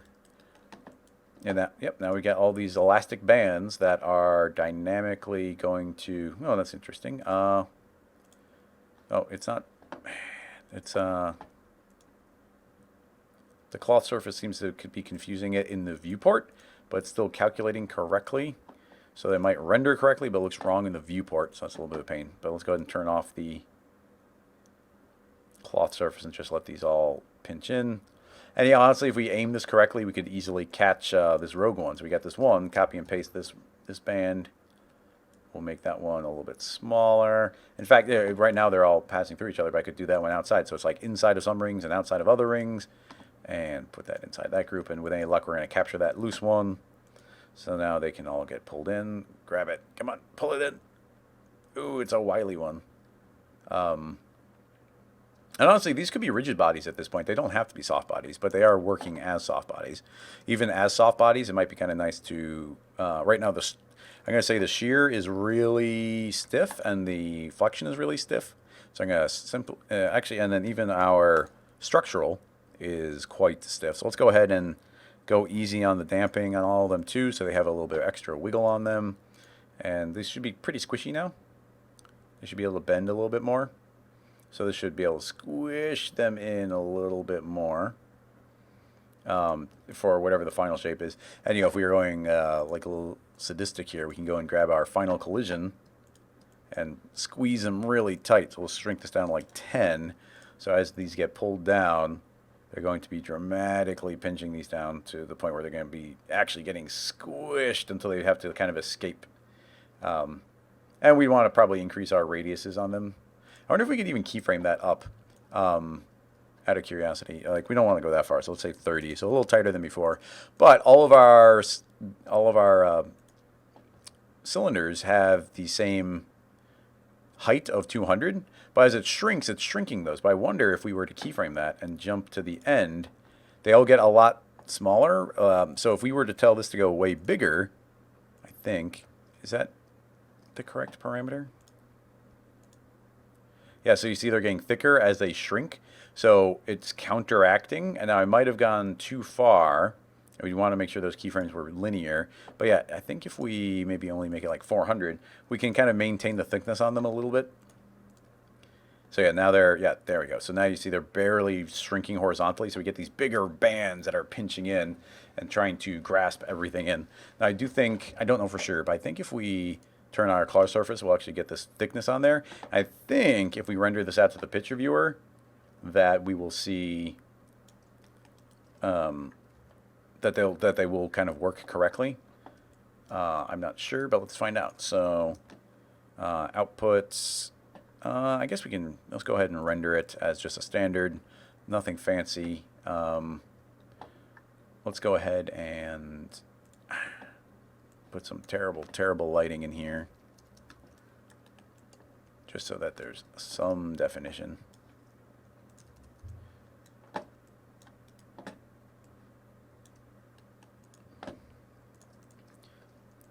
Some soft shadows, give us a little bit of contact point.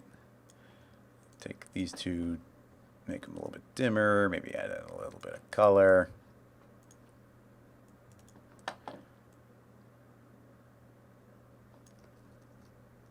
Yeah, it's something. The shadows are terrible. We can turn on area shadows, which will look better, but it's going to take longer to render. That's fine. We got some time. We want to see it better, so I'll put a gray sky. There we go. Not the most beautiful of renders, but we should be able to see these pretty well. Let's go ahead and save it as shrinking elastic bands and send that to the picture viewer. And I should say all frames. Boom. And go. So the real question here is, does this now dynamically run and add the thickness on? And it does seem like it is. It's just one of those viewport things where it doesn't refresh completely correctly on the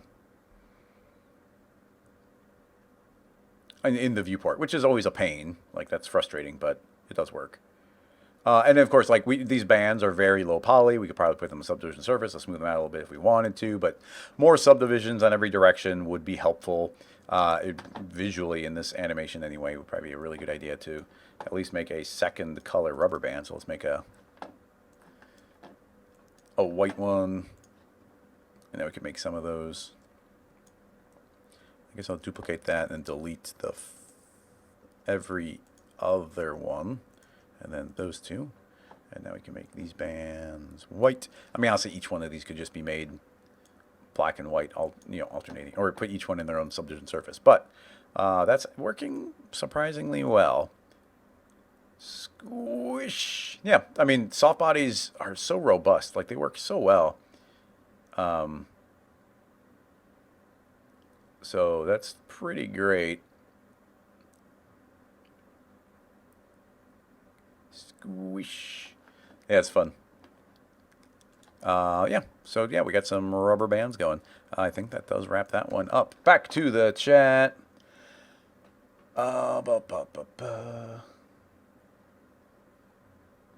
Let's see, I ended too quick for people to put questions. I'm going to scroll back up to the earlier part.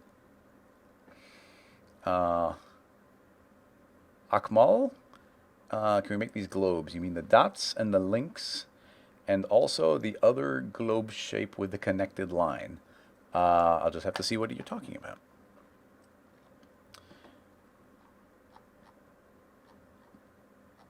Ooh. Look at this. Can you make these globes? And I mean these dots and the links on the globe on the other connected line. So what I'm thinking you mean are these nice little dots going and connecting from one spot to another to another. I'm trying to... Yes, we can. I learned... Okay, I have a way to show you how to do this, and I'm going to give a shout out to Robin Hadow, who is the person who told me how to do this. So let's go ahead and open up a new file. And the basic idea being, let's say we have a globe, and let's see, what's the best way to do the connections?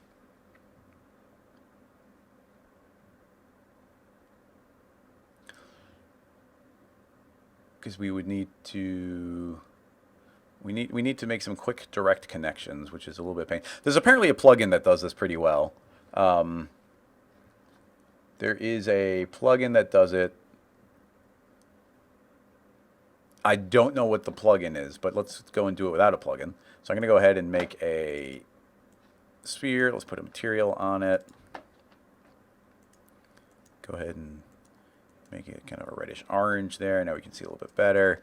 T for scale. And now what I want to do is probably hit Shift C and then hit E for move, and now we're snapping onto the surface. Ping, ping, ping, ping, ping, ping.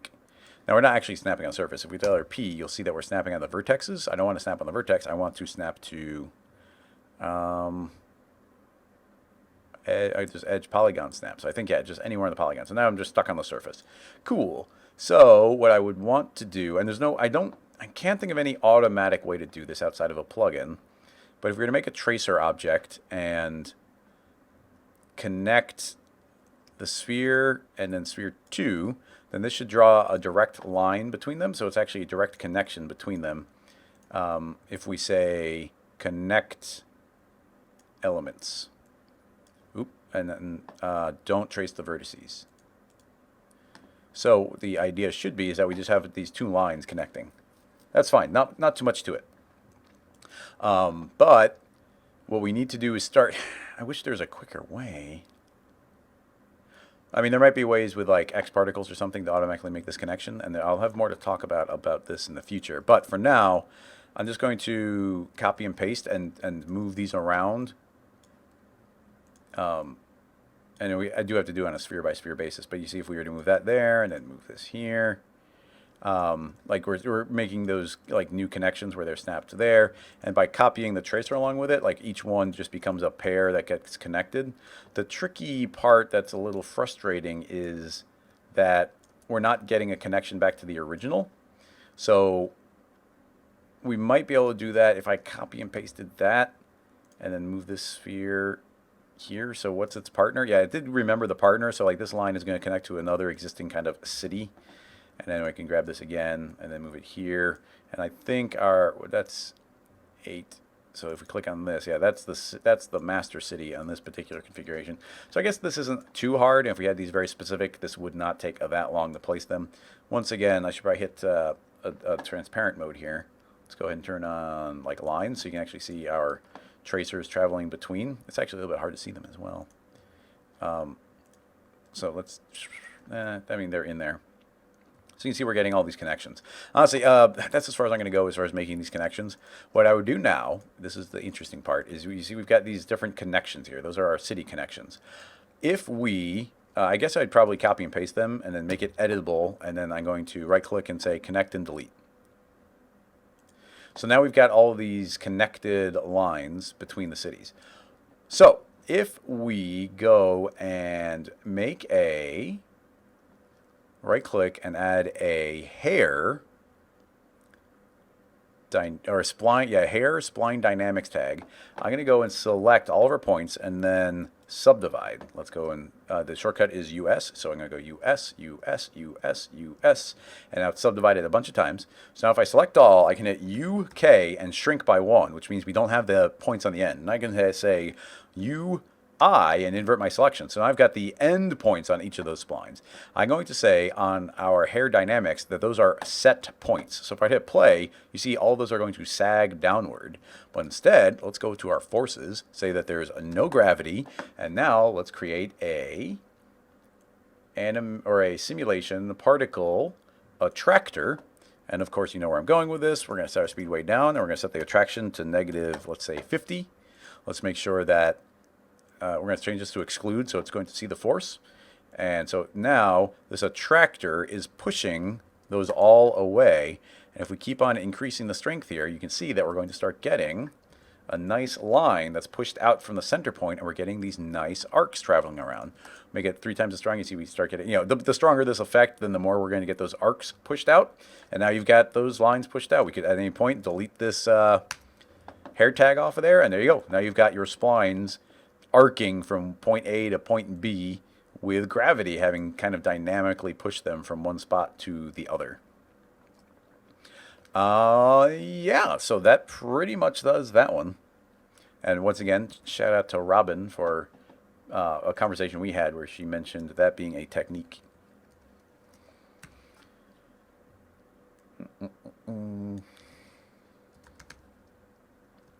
City line connections.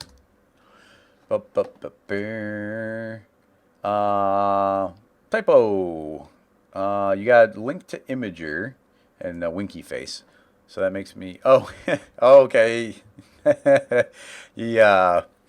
So the other day I tweeted out that I saw a really bright meteor fly like right outside my window. And then later I found that somebody had captured the meteor I saw on their security camera. So this is the meteor I saw. I just saw it from the city, and it was so bright that in the middle of the city I could see it. And it was pretty dang, it felt pretty close. Like I saw it this equivalent amount, and it was really bright. And Typo had said that he was going to link it to me in the live stream so that I would have a good excuse to go and try and make it. So I appreciate that. Now, having said that, the actual, the actual breaking apart of all these parts is kind of really straightforward. So it goes to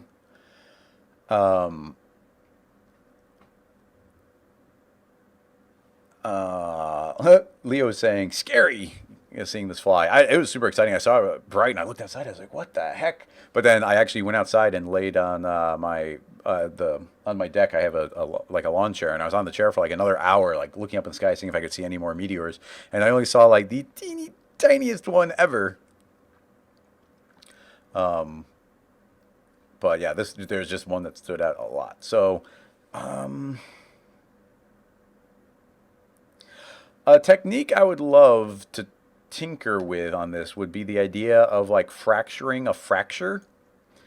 And I've done experiments with this, but haven't gotten super far. I'm not even going to spend too much time making this. I'm not going to spend any time making it pretty. Let's just immediately go into our fracture and then fracture again. So the idea here is pretty much, if we put this into a Voronoi fracture, we get a bunch of breaks. And then I guess I'll just put a particle attractor here in the middle, set the speed down so it never goes too quick. Let's do a negative 50 on the attraction. And if we make this dynamic, I think we have to put in the Voronoi. If I say simulation, rigid body, individual elements top level, I think that will be dynamic. I hit Control D, turn off gravity. So with any luck, this will just kind of float apart. There we go, working fine. Now what I want to have happen is, as these float apart, to run a second fracture that suddenly breaks apart. But I think that part is pretty simple and doable. The problem is they lose all of their velocity. Boom. Okay, so that breaks apart.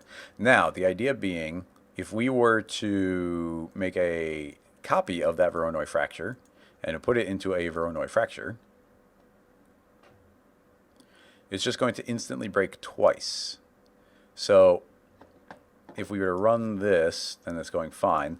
And then the idea would be, at a certain point, we would turn the second one on, and you see it actually broke all those parts some more, and then continue. But, well, it didn't like that. It suddenly started freaking out. So it goes to... we'd actually been tinkering with a little bit of code to see if we could get some things working here. X particles in the upcoming version, they have a re-breaking, they have fracture and then refracture. But something I saw in the test that they showed, at least, is it didn't seem to really maintain the velocity of the previous particle. It like lost all of it. What I'd love to have happen here is, once this broke, to inherit the velocity of the previous object. And I just don't think that's a thing.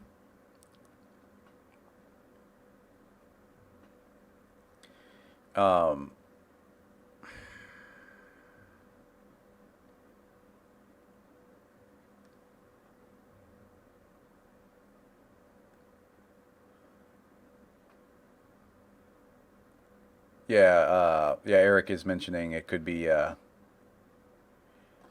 it's in the XP Shatter object, and it's in the early access build, which we don't have. But it seemed like it didn't remember the initial velocity. So it's almost like, at the moment of breaking, I'd want it to have a custom initial velocity of what the piece had before it. It doesn't inherit it. So that's the part I would love to explore, but I feel like it would just probably take a lot of time. And in addition to that, like, you know, we can't increase it. As soon as we increase it, it just creates new parts earlier on. So it doesn't work that way. Now we could put a bunch of brakes and then make a connector. So we can create a fixed connector. And now it's trying to push all of them apart, but there's actually a fixed connection here. So they can't break apart. And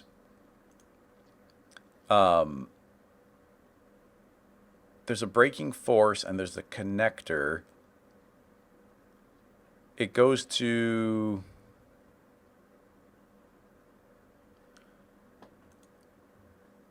it wants to, yeah, there's braking force and then a braking torque. And what I'd love to do is have it start breaking apart different parts and not let go until later. But I don't have very direct control over when they would, because like inside this fixed connector, there's no fall off. We can't start feeding it fall offs, which would be really good. We could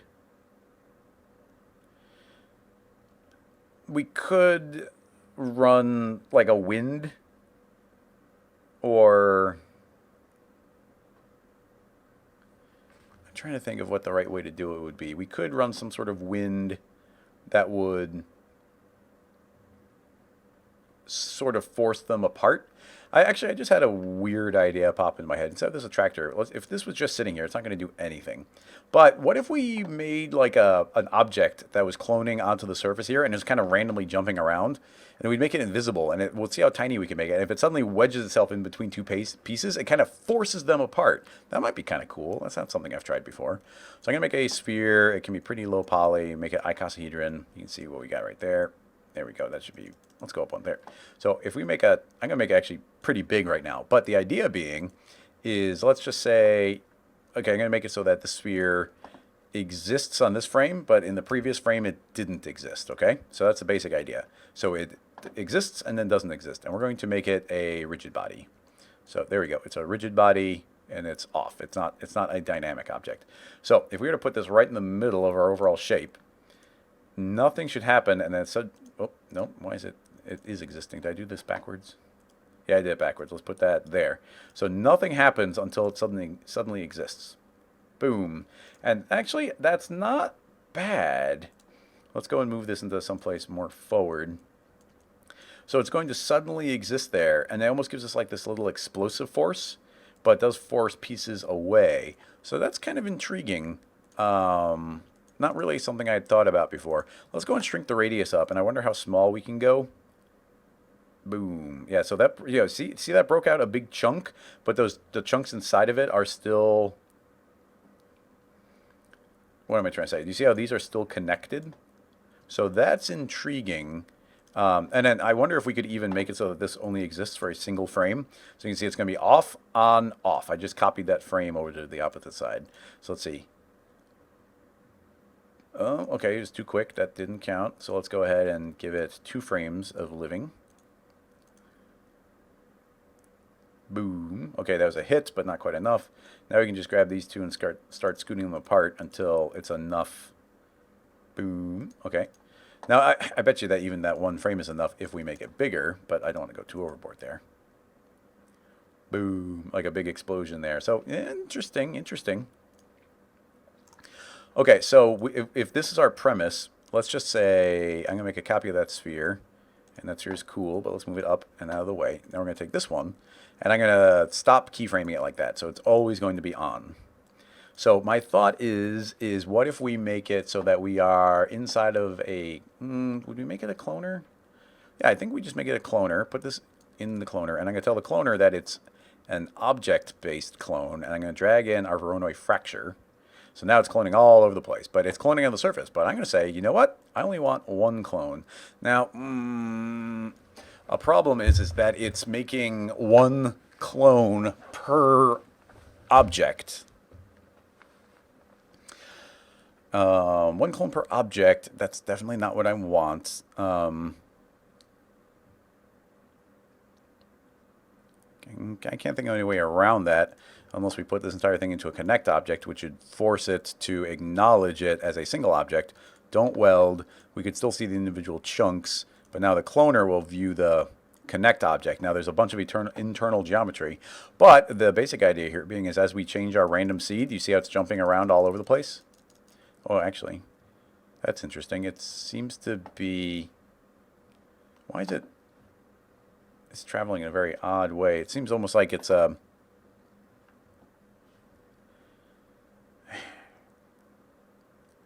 it seemed like it's really like any given seed is kind of preferring it. And I would think every time we hit randomize here, every time we hit seed, it's going to like pop into a completely different spot on one of the internal surfaces somewhere. But instead, it seems to have almost like this consistency, which is very strange to me. But the basic idea, would be for me, creating it, and let's fast forward to the end, and then giving it some ridiculous keyframe. So now essentially every single frame it should be jumping from spot to spot to spot to spot. And let's just hit play and see what happens.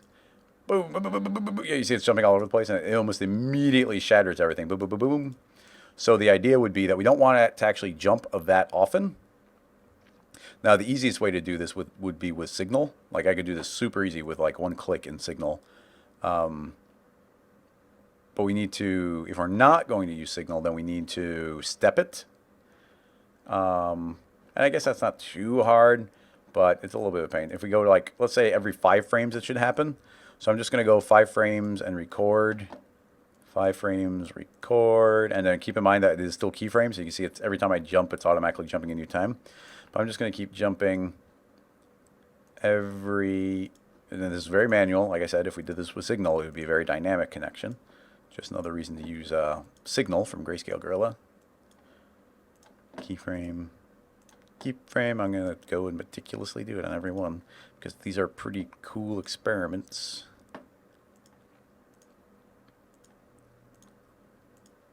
Boom. Cool.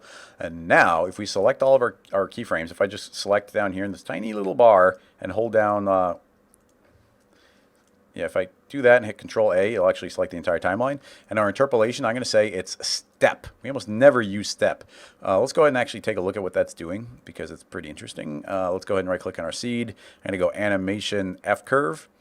And then now you can see that this is what's actually got keyframed. I'm going to hit the letter S. It's going to zoom up on all of it. Now if we click Step, and is there a button? Yeah, right here. So right now it's on like a spline-based one.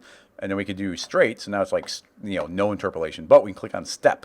What step does is says, like, stay low until you hit the next number. And then so it's like stepping from one setting to another. It couldn't be better named. It looks just like steps. So now every 5 frames, it's going to jump to a new seed. And it's still being pretty aggressive, but I'm thinking that might be because of the radius. Or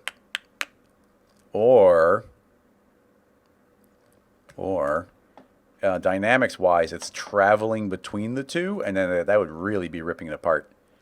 Yeah, that seems to be existing while it's jumping from spot to spot, which makes me want to turn it off in between transitions. It's a little weird again. So let's see, we would say in the beginning it is off, so we're going to say boom, and then at 5 frames it is also off, but then if I go back 1 frame it's on, and if we go back to 1 frame forward from nothing it is also on. Now I lost a keyframe there, I don't know where or how, but I'm going to turn that off. So there you can see essentially what my loop is, and now I want that to loop, so I could just hold down Control, and this would I want that to be 3. And then we could double that again, 3. There's a way of looping in the timeline. I just forget how to do it. But it doesn't take too long to keep on doubling this. Good enough. So now it should be off during the transition.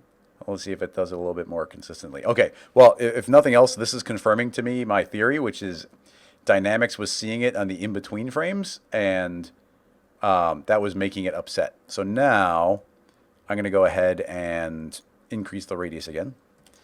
And boom, boom, boom. And you know what? That's not bad. This is honestly some of the best random breaking apart I've ever gotten. It's just like this little bit of force pushing them apart where it's suddenly like, hey, we're broken, but we're not like suddenly flying apart like with this tremendous energy. So, you know what? That's not bad. That's not bad. Now, there's a random element here where we don't know exactly where that's going to appear. It's pretty good, though. So let's go ahead and give ourselves some more frames. And then, the basic idea goes to, this should all be fine. And it's going to start breaking right away. But all the animation is on these two things. So I'm going to say, you know what? Don't do anything for about 50 frames. So nothing should happen for 50 frames. Now, of course, this is going to be all twitchy still. But if we zoom up, it's pretty good. And especially if we put this into the volume builder, then it actually does a great job of cleaning these up. But my basic thought here is, if we grab our Voronoi Fracture in our dynamics, we turn on a custom initial velocity, and I'm not going to make it go crazy, but let's make it go like 500, and you know what? Let's give it some rotation. Why not? I don't know how much will make it go crazy, so let's just go easy on that and hit play. Yeah, so now you can see that it's got a little bit of something. So now it's floating. I'm pretty sure we can go at least 3 times the speed. So now there's our meteor. It's flying and tumbling through the air. And now we can let it go. And then at a certain point, right around now, it should start. Yeah, look at that. That is not bad. Now all the different pieces are getting slammed and broken apart. I guess one of those, I didn't like how much it flung it out. But it's going and then breaks, and it's breaking apart really well. I think it's just my time jump. Yeah, that actually did a fine job. And it honestly didn't even break apart as much as I would want it to. So we can, once again, increase the radius. And then just for fun, why don't we go ahead and grab our Voronoi Fracture, and I'm going to feed it a tracer object. And the tracer is not going to trace vertices. It's just the individual lines. I'm going to limit it from the start. And we'll give it, I don't know, 10 frames. I'd always do it wrong from end. So now each individual chunk is getting traced. But now we should at least be able to see when the parts break apart, where we can see the individual little, like, tails. Well, big explosion on that last part, but we still have a bunch of bigger chunks. So, yeah, that's actually kind of fun. That's intriguing. So we get our initial velocity, and now it's jumping around, breaking the parts, but we still get our bigger chunk, and you can see it's maintaining its regular velocity really well. So, yeah, the basic idea would be at this point, I mean, we wouldn't use the tracer, but if we were using... X particles would be the logical thing. I mean, let's just be honest here. If we make a emitter, and then we tell the emitter to be an object, and if the object is probably this connect object, it can clone it to the polygon area. The display will be creating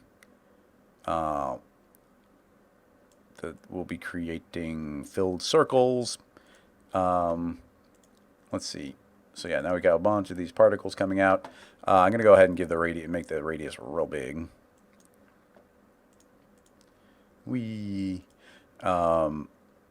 Let's see. I wanted to inherit the velocity, but we're going to put some drag on them. So we're going to go X particles. There is no drag, right? That always throws me off. There is a drag. Okay, drag. So there's air drag. We'll put a force multiplier on it, but they should hopefully be taking on the velocity and then slowing down as they go. So that is all good. Let's go ahead and grab our emitter, and just for fun, let's go to display, and I'm going to say it's going to be a random color from a gradient, and let's go ahead and kind of pull in that teal color from the meteor I saw. A little bit more green, blue, saturated, a little more blue maybe. So we'll do that, and then we can go all the way to a green. So I'm just going to let these, I thought I said green. So I'm going to let it kind of randomly take colors from there, just so there's a little bit of variation. So now we can get all these particles coming off, and I'm going to say, okay, I don't want it to emit on the first frame.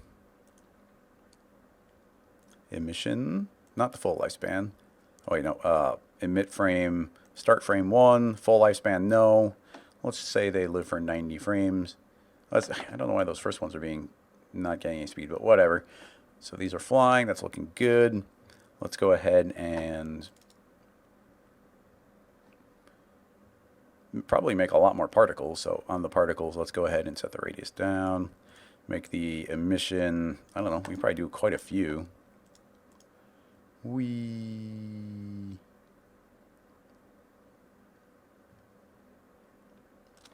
I'd probably make the, I also have a speed. Speed is probably fine, but I want it to be, yeah, based on the normal. I'll set it origin. They're getting left behind, maybe based on the noise. I mean, that's really solid, but that's not necessarily wrong. Do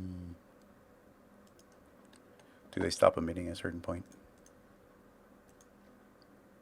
Yeah, they do. Keep emitting. And let's give ourselves a couple more frames. Keep emitting. And then lifespan, let's give it a bunch of variation. Let's go 3 times as many particles. Let's make them smaller. Yay, X particles.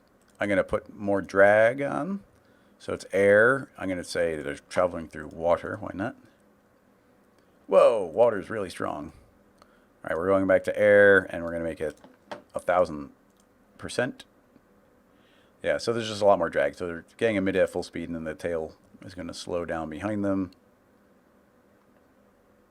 That's about as long as I want them to live, so I'm going to shorten their lifespan to about 45 with a variation of 25.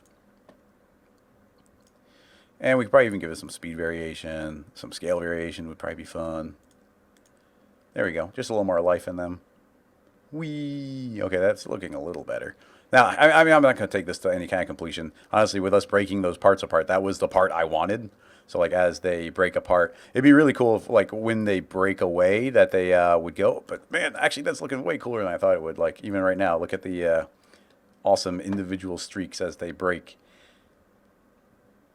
Wow, I thought we'd have to work way harder on that, and that looks awesome.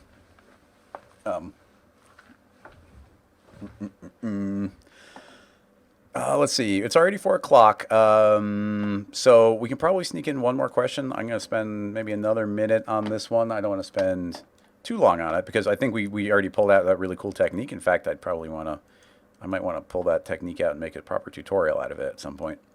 But yeah, if we go ahead and put this material on there. I mean, it would probably just be even luminant there. I mean, in theory, there's just a rock, but yeah, letting all those particles drag out behind it. And then the sphere forcing its way into different sections here, which just forces them to fly apart. We have complete control over the way it's going to jump around via giving it different random seeds. If we wanted to be specific, we probably feed in a couple of different ways of making that travel. You know, we could keep it, breaking other parts apart. We could try different random seeds in different spots. There's a lot of additional possibilities. Like I like the way this is going. I mean, we've got this one big chunk. It would have been cool if it broke into 2 even parts. And along those lines, I mean, like I said, if we use signal, it could have been had a lot more control over like it bopping around all over the place. We haven't even saved this one yet.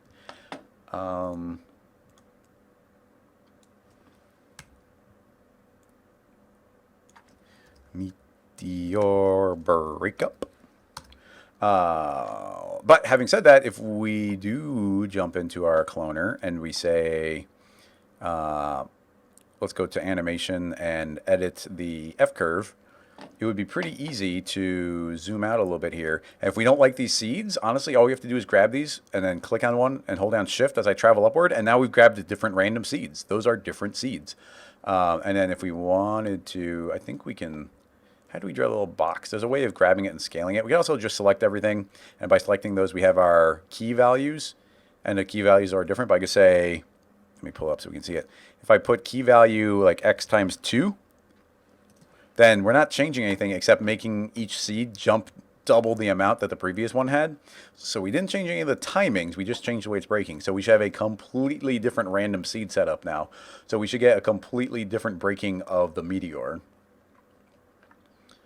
So let's see. should start breaking right now. We got some pieces flying down this time instead of upward. Bigger chunk flying out there. Didn't break in half, sadly. But yeah, lots of pieces flew out downward. You know, it's actually I didn't even think about this, but there's another additional cool detail here, which is there's almost an equal and opposite reaction. Like as this travels, is traveling kind of in between. As pieces break off, this one is going to be more likely to travel upward because these pieces flew downward. So just by that sphere appearing for those couple frames, that is actually going to be another result of it. That's pretty cool. Let's go ahead and just do one more random seed. I don't want to spend any more time on it. And then we'll tackle one more quick question. So if you want to, if you guys want to throw in one more question in there now, I will tackle one of them if it doesn't seem too long. And what is it doing? Oh, F curve.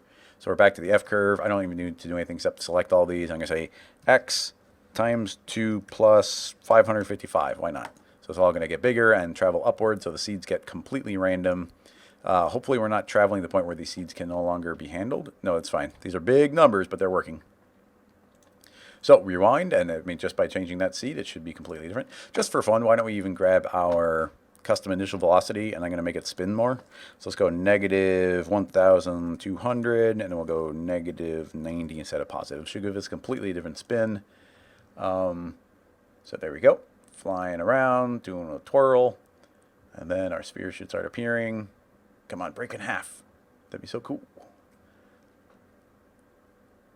Got some big chunks going, but not the big one. Ooh, big chunk. Yeah. Oh, there we go. We got a good one. I think it's shattered into 3 big pieces. Let's see what we got. Yeah, look at that. There's even almost, so there's 3 big ones, one medium-ish, and a bunch of tiny ones. So that's a keeper. So yeah, each of those pieces doing its own thing, each independently tumbling and flying, doing its own rotation. So there we go. There's our Meteor. I don't know of any way, in my head, I'm not thinking of any particular way where we would, where we could make some of these dissolve. I mean, we could make it so that there's a radius somewhere on the main path it's traveling, and then if they start falling away from the radius, they start shrinking more and more. As they start shrinking, they'll have less particles, and they kind of burn away that way. I think that would be a totally valid way of doing this. I mean, in fact, I guess as a final little part on this, and it will be the final part. Let's go ahead and try that for fun. I'm going to create a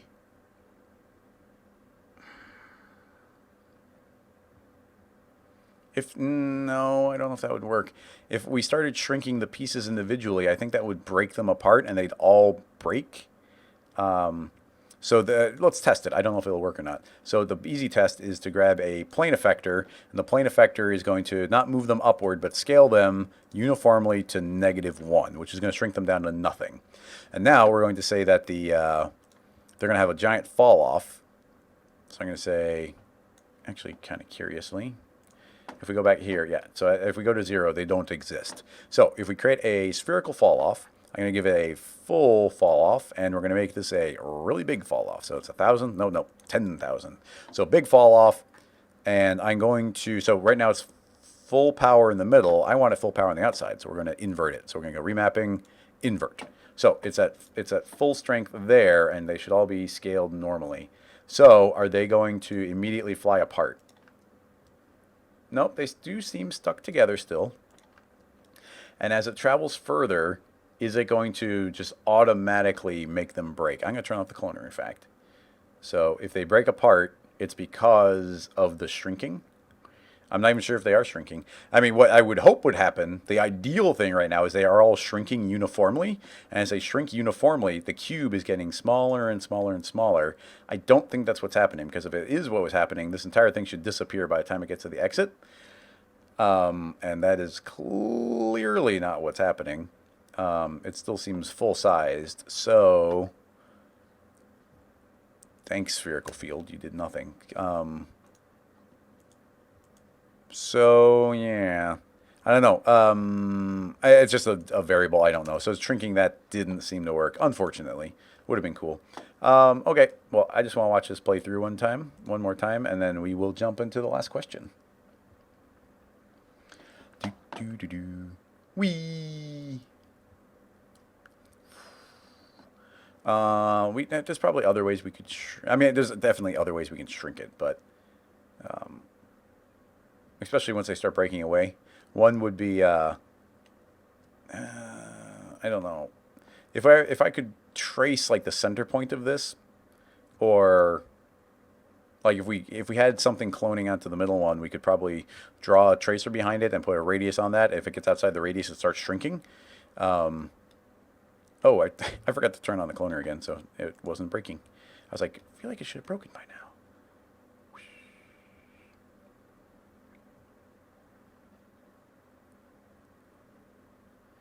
Break. That's cool. I hope it does. It could be random, so the same might not get the exact same break a second time. Yeah, I think we already did all the breaks, and it didn't do the big multi-break that time. I didn't change anything about that, so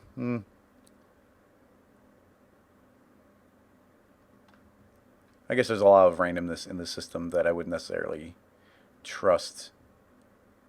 But yeah, it seems like we lost our big triple break, unfortunately. Yeah, nothing I changed should have affected that, and it's still staying together. I mean, it's breaking apart great. And of course, we can do things like increase the radius. And the bigger radius is more likely to break it apart in big ways. Right here is where you see the breaking happen. So if it hasn't broken apart by the end of this, then it's not going to. Break. Break. Breaking lots of spots. Dang. Yeah, figuring out a consistent way to break it would be nice.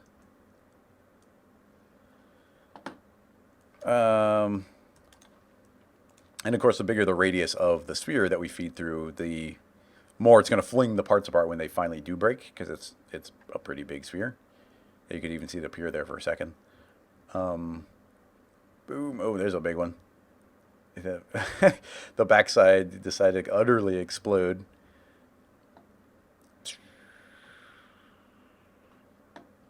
I guess I hit a thick pocket of atmosphere.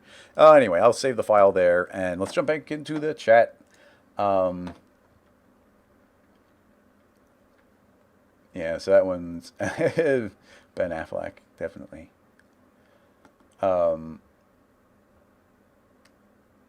Let's see.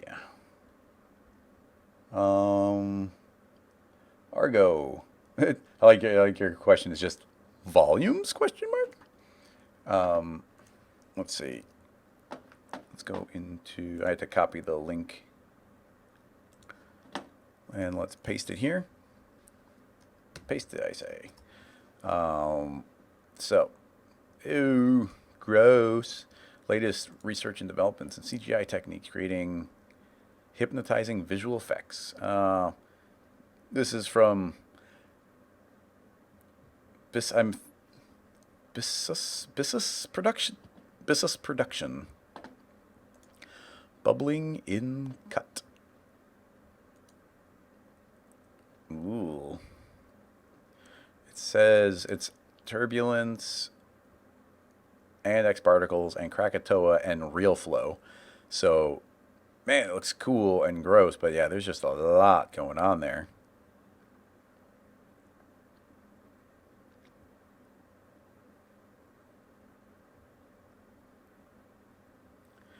I got nothing. I mean, there's different noises that we could possibly be passing upwards and through, but I feel like there's just actually some real fluid simulations going here. You got all these different layers on top to make those travel, so that's pretty great and gross. But I said a quick one, and that is literally the opposite. Ben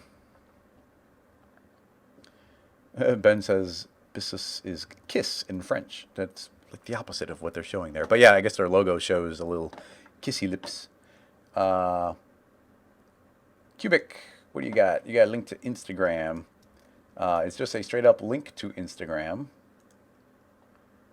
To the Motion Graphics Collective. So the Motion Graphics Collective is some sort of channel that like retweets. I don't know what the repost of Instagram is, where they kind of help people, so I want to make sure to go to the actual person who made it. So it's by this person. And how far back is it? There it is. Okay, so here's the actual one that they made. Oh, it's a whole city.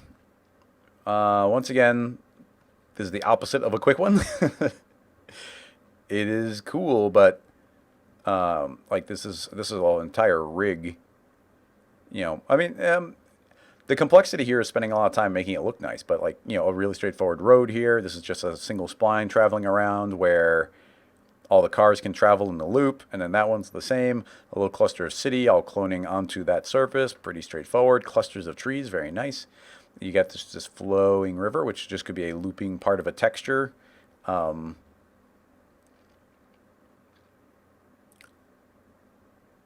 So it just goes to, like, you know, making one of these trees is an entire section. Making a rig where the cars are traveling around a sphere would be an entire section. The city is an entire section. So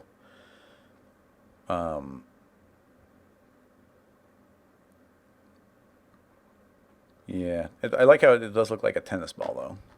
Who actually made it? It's a Agents Television. It is Cinema 4D. Do do do do do do do do do.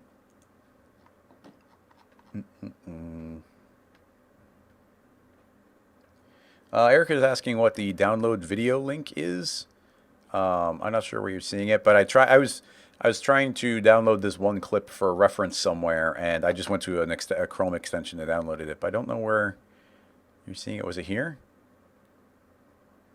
I don't remember. I don't know where you saw it, but yeah, there's a good chance I have a, yeah, there's probably a download video here, but I haven't found, I think even the one I found wasn't working. The bottom left under the video. What video? Oh, download video? That's just on Instagram. It seems like I don't remember putting it there. I think you just can. Oh, I like the raptor. Cute.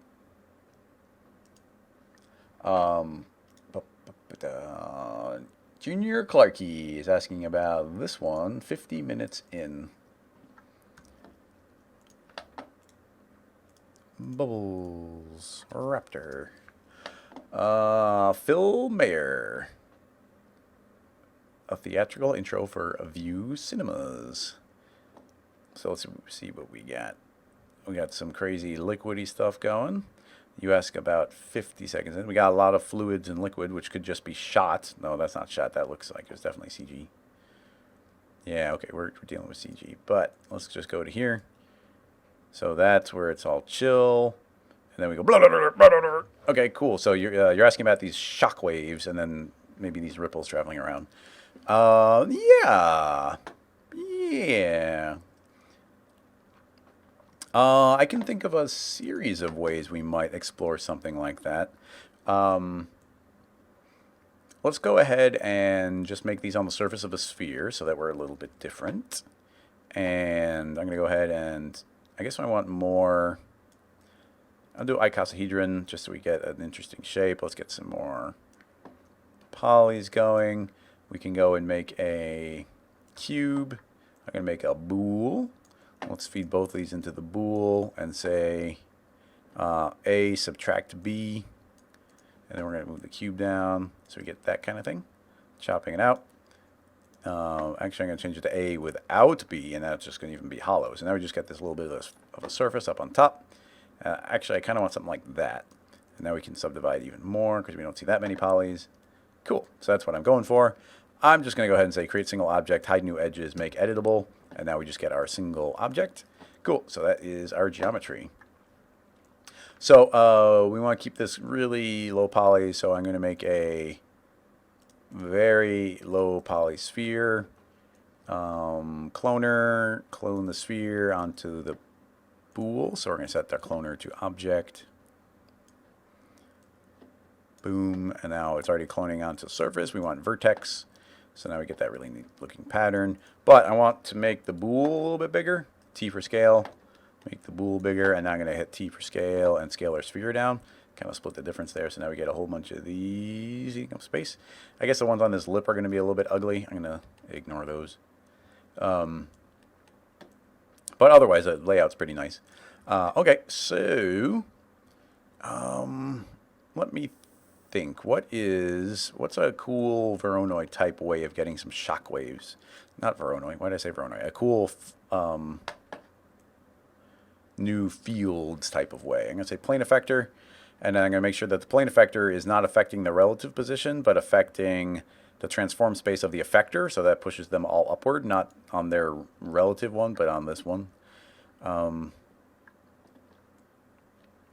Okay, cool. So now on here, if we were to make, let's say, a spherical fall off, now you can see that these are going to be what's affected. So if we were inclined, we could increase our size, and then, they'd all be kind of caught that way. But let's not use a spherical field. Let's spend a few minutes experimenting here.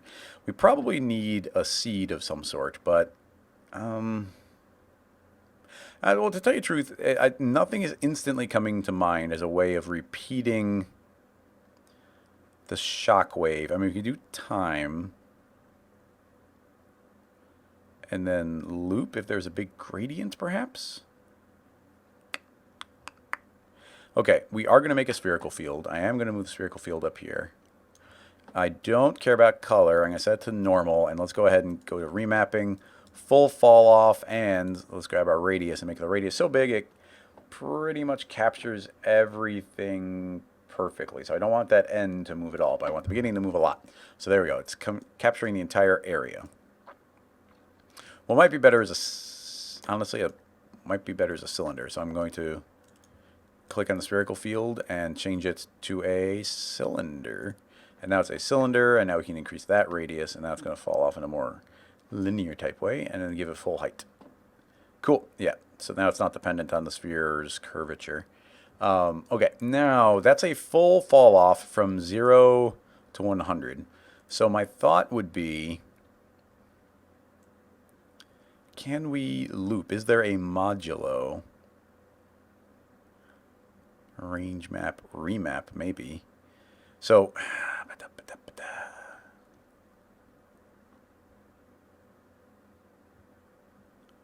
if we create a time and then we multiply or add, I would think add. If we add time, then they should all slowly get to their max value. But if we make, I don't know what remap does, but I'm going to try remap. Remap color. I don't want to remap the color. I want to do a modulo. Is there such a thing as a modulo? Not here. Modulo. Range map. Is there a loop on the range mapping?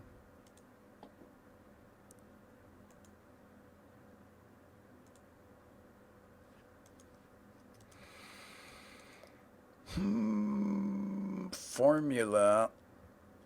I guess formula almost automatically does it. But that's not what I want to do. I would love to control it via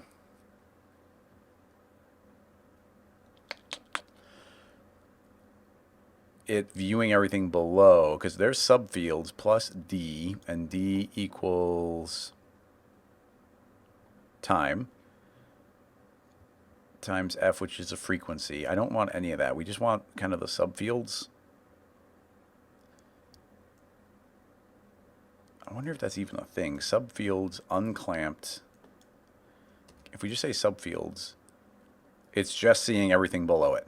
Cool. Now I want to modulo it. So I'm going to type in mod bracket subfields colon or semicolon. I don't remember which. I'm going to say 1 close bracket. Let's try semicolon. There we go. There we go. Okay. Now, I'm using formula in the simplest way possible, so I don't want anybody to be intimidated by it. The basic idea here is I'm feeding it the subfields. So it's just saying, hey, I'm whatever is below. But I'm feeding it a modulo, and modulo is a very, very useful mathematical kind of term. So you probably know what clamp is, where clamp is like, okay, you have a value between 0 and 1, and you're clamping it. So it can't go below 0, and it can't go above 1. Well, what this modulo is saying right now is if you go above 1, reset back to 0. So I'm just looping around again and again and again. If I were to change this modulo to 2, then now it can travel up to 2 before it loops back down to 0. But I'm saying 1. So that is our way of looping that around. Now you'll see that our time is constantly pushing it upward. And we've got a range mapper. That's actually not doing us any good. But what we could probably do is take our... Can we take time and remap it with a curve? I'm not sure. I'm going to make a curve under here. And I'm going to make an arc like that. Is it going to do anything? Whoa. Boom, and it stops because it's going back down to 0, so it's never moduloing. So it just needs to continually go upward. Interesting. So it goes up and then forces its way all the way down again, but just does a harsh reset. I mean, I'd really love to build this as a rig instead of just using the formula. So as it's hitting it, it jumps down to 0. I don't want to jump down to 0. Now, we could use some smoothing as a way of transitioning between them, but I don't like that. I mean, we could. It wouldn't be bad.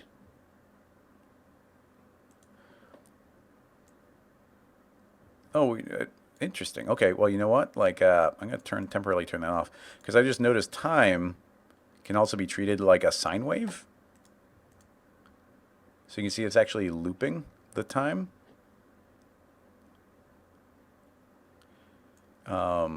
Which is cool.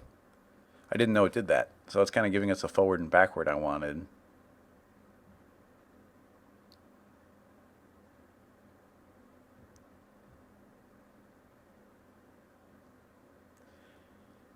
I'm not sure any of this makes sense. I mean, that's weird. But I want to continuously add. I mean, I think it does have to just be none. And it keeps on adding as you get taller and taller and taller.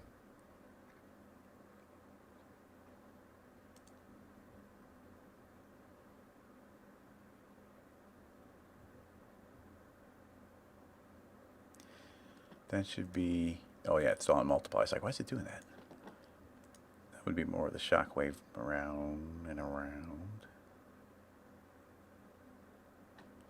Unless the curve comes afterward.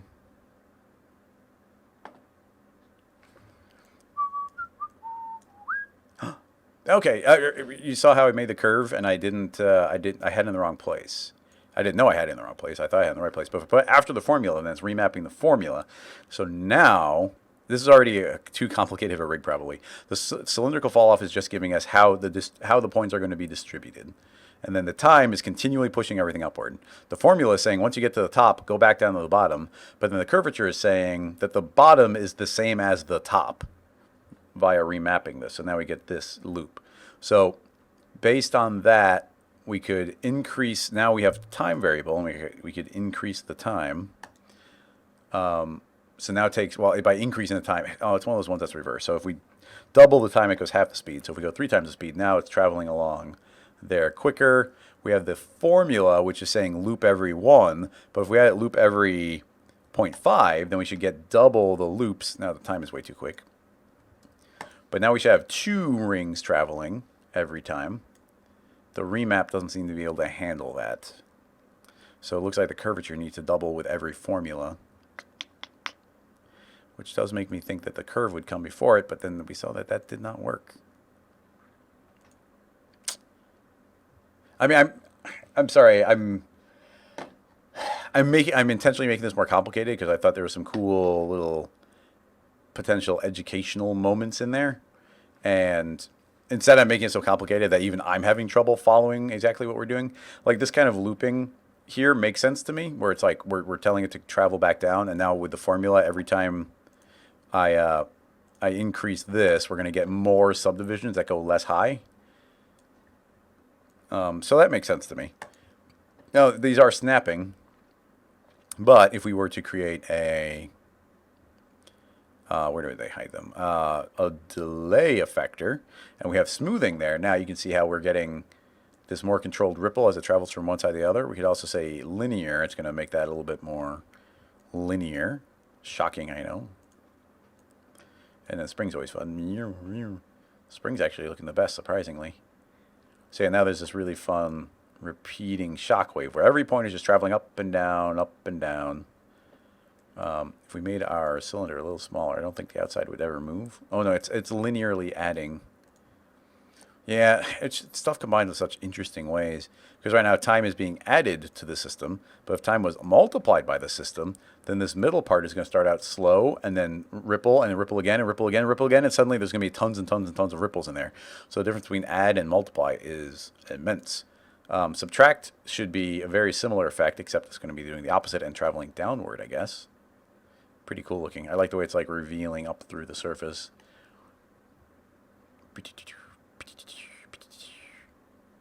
Not intentional, but neat looking.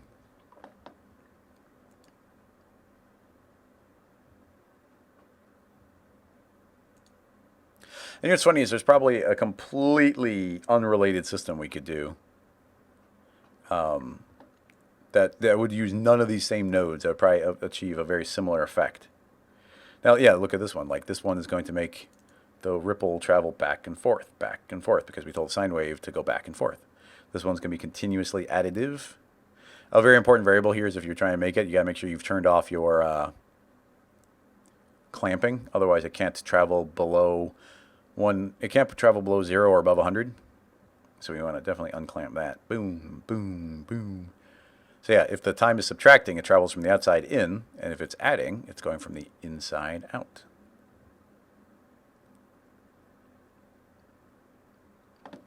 That's pretty cool.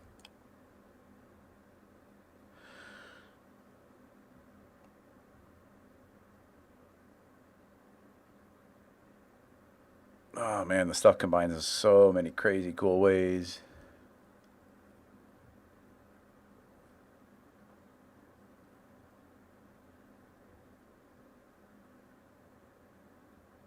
I mean, there's even a good chance that we could just feed, like we had the formula effector. I think the formula effector does a lot of work here. Yeah, I turned those off. In fact, why don't we turn those on and save it? Because this is neat. I don't know if it's super useful, but it's neat. Oops. That's not the Meteor. Ripples. Okay, so that is doing that thing. Now, if we were to kill those off and make a brand new formula, there's a good chance that we could just like feed the subfields through a sine wave. Yes, because this, yeah. If we feed this through a sine wave. Oh, interesting. Oops. Is it the sine of the subfields? But subfields should be continuously increasing.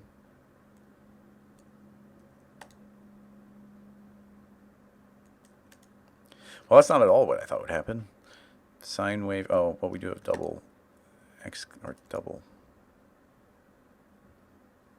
That's sort of more than I thought it. That's sort of more what I was expecting. Not really. Why is this? Okay, subfields plus d is time. The subfield should already have time applied. Okay, so this is traveling upward just because of time, but the sine wave is not getting anywhere. Times 10 times 100 times 1,000. And at this point, I'm just tinkering. Like, I'm even doing guessing checks. I'm not even like intentionally making things happen.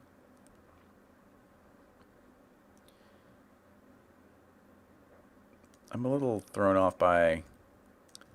I thought this would do something. I mean, there's definitely some sort of tiny movement, but I thought if you fed a sine wave, a subfield through time. No, maybe this needs to be multiplied. Put that times 10. Yes. Okay, there we go. There we go. That's what I was trying to do with the other ones. I wasn't seeing any effect. Yes. Okay. So now, yes, now the fall off what's happening here is the subfield is feeding out essentially 0 to 1, but time is constantly increasing. But this is saying it should have way bigger effect. So it's not 1 to 0, it's 1, or it's 0 to 1, but now I'm saying it's 0 to 200 because it goes up to times 200. And now the sine wave is making it loop. The sine wave is almost like a modulo, except it loops softly up and down. So now that's creating a loop based on what we're feeding it below. So if we turn off time, it's going to be static, but this means that we have complete control over the way this is falling off based on the cylindrical field that we're feeding it.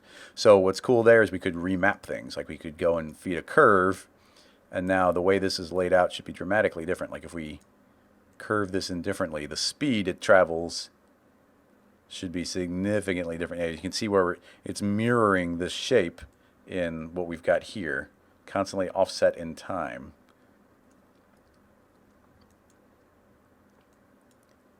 Makes sense to me anyway. That part does. It's cool. Now, if we wanted to double, I mean, some of this just goes to the formula factor, and the formula factor does cool stuff. If we said times 2, does that, okay, times 2, here's our speed. So this is a speed multiplier. So it's how much is it going to go faster. And then there's also, there would be some variable we could do which would make this loop around more times. I would like to do that via it being fed more loops. Like our cylindrical field, I don't think there's a way of doubling it. I mean, you could remap it to be times 2. I don't think that actually makes sense, though. Okay, everybody. This is just math. Indeed, it's fun, but it doesn't make for very interesting viewing, I think. Well, that's not true. It could be really fun. I like it. I would totally watch somebody, but I don't want to just fumble through here while you're watching. So we already, oh man, we're almost 40 minutes over. So yeah, almost 3-hour live stream. So I'm feeling okay about that one. Give that one another save. Why not? And yeah, let's go back to the screen. Let's see. Wrap this one up. Thanks everybody for coming and hanging out and doing the asking questions. I couldn't do it without your questions. We'll be back next week, of course, with another episode of this. Tomorrow there'll be an episode of the Off the Record, which is more a bigger project-based ones. We're tinkering with sand and small granular things right now. I'm actually not entirely sure what we're going to do tomorrow with it. I got to think about that. Another reminder, there's a cool challenge happening right now in the Slack channel, so make sure you head to rocketlassoslack.com in order to get to the Slack channel and join in that the new challenge. I think it's going to be really fun. It's a really good one. And then I'm going to pop open that commercial one more time, because why not? This isn't even live yet. I'm just going to show it to you again in the viewport. So if you didn't catch it earlier, this is an experimental animation I'm working on for Patreon. It's not quite done, so you're getting to see an early version of it. So let's jump over here. And this is just playing in the viewport, so it's not, it might lag a little bit at the end.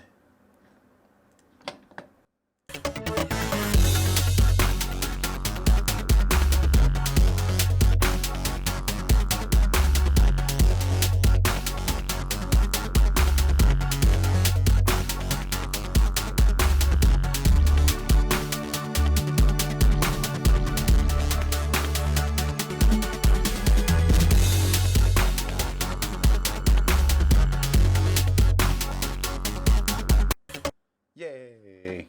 It's fun. I like that kind of stuff.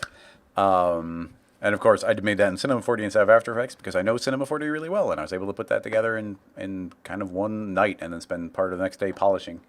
So thank you, everybody. Thanks for the support on Patreon. Thanks for coming and hanging out and asking questions. Otherwise, we couldn't do this. And also exposes me to a bunch of really cool work I wouldn't know otherwise. So I'm going to officially say goodbye. Thank you, everybody, for hanging out. And I'll see you in the Slack channel. And I'll see you on the next episode of Rocket Lasso Live. Bye-bye, everybody. Bye-bye. Bye-bye. Bye-bye. Bye-bye.